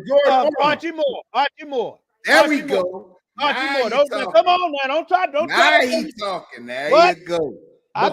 He came in with that shit. That's Archie Moore. Yeah. Archie Moore started that style. And you Archie Moore's the one who started that. And you thought you was gonna get me, Coach. But Archie Moore. But look, you look at Archie Moore, Sugar Ray Robinson. Look how they fought so much, man. Oh man, shoot. Now, when it come to old school, I can tell. When it come to boxing back then in the 80s and 90s, I can tell you a lot more than I can today. Because that back then. They fought. You remember the 84? You remember the 84 Olympic class? Yeah. So, talking about with Sweet Pea. Yeah. Sweet Pea, Mildred Taylor, Holyfield, Whitaker. I mean, Holyfield, Breland. Mark Breland. And what's his name, man? The heavyweight. Who was the heavyweight? Tyrell Biggs.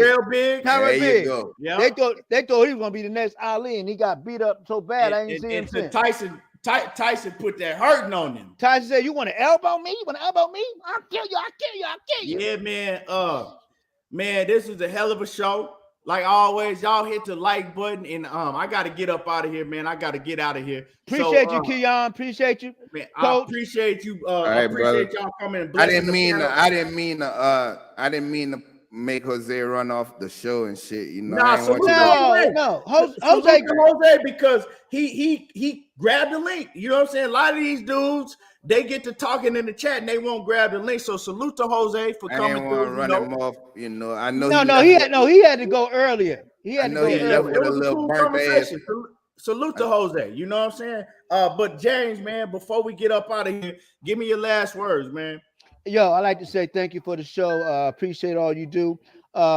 We looking at these fights, man. Some of these fights, as much as we want could be political. But one thing for sure, if they fight, oh my gosh, we're looking at one of the best fights in history, man.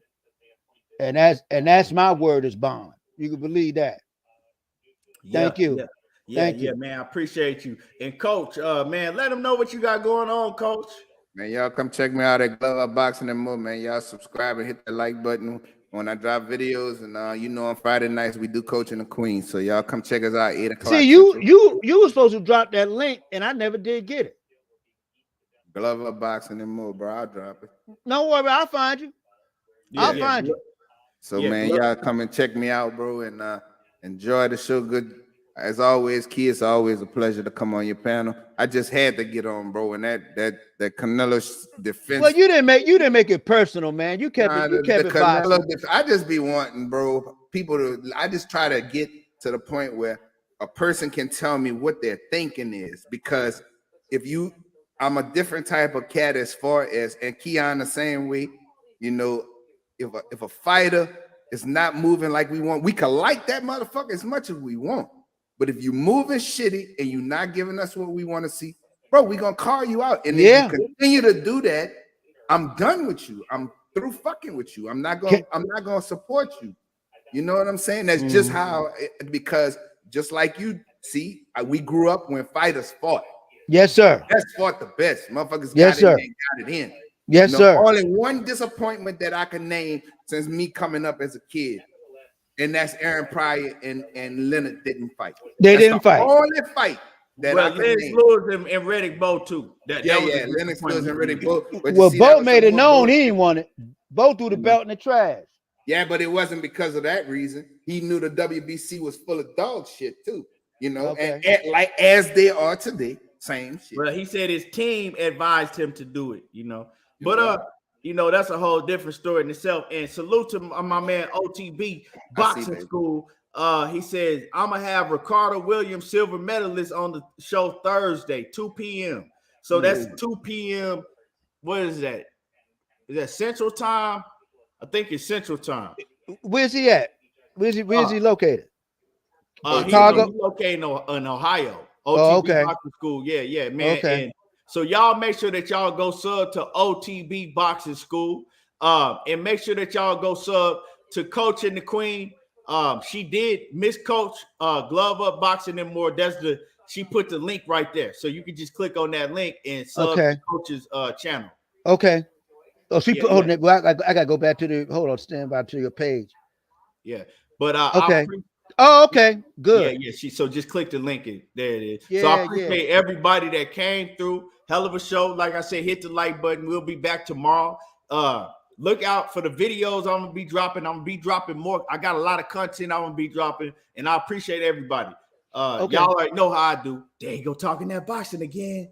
And hey, we love it. We love it. And Coach, you got to be on all the time because I might need some help, man. Because these young cats, they be pulling up that data, man. They be on their data, right? And I used to go to the store and buy the daggone magazine. We didn't have all the stats. So we had to read and read and read. So I'm ready to bring it and throw down, but I'm gonna be respectful though. You know what I'm saying? I'm gonna stay respectful. I don't want no yelling at yo, yes sir. This your channel, yes sir. Yes, sir. Appreciate y'all, man. God bless. Peace. Deuces. Yes, sir. All Swat right. Jones, you crazy as hell. All right, man. We go.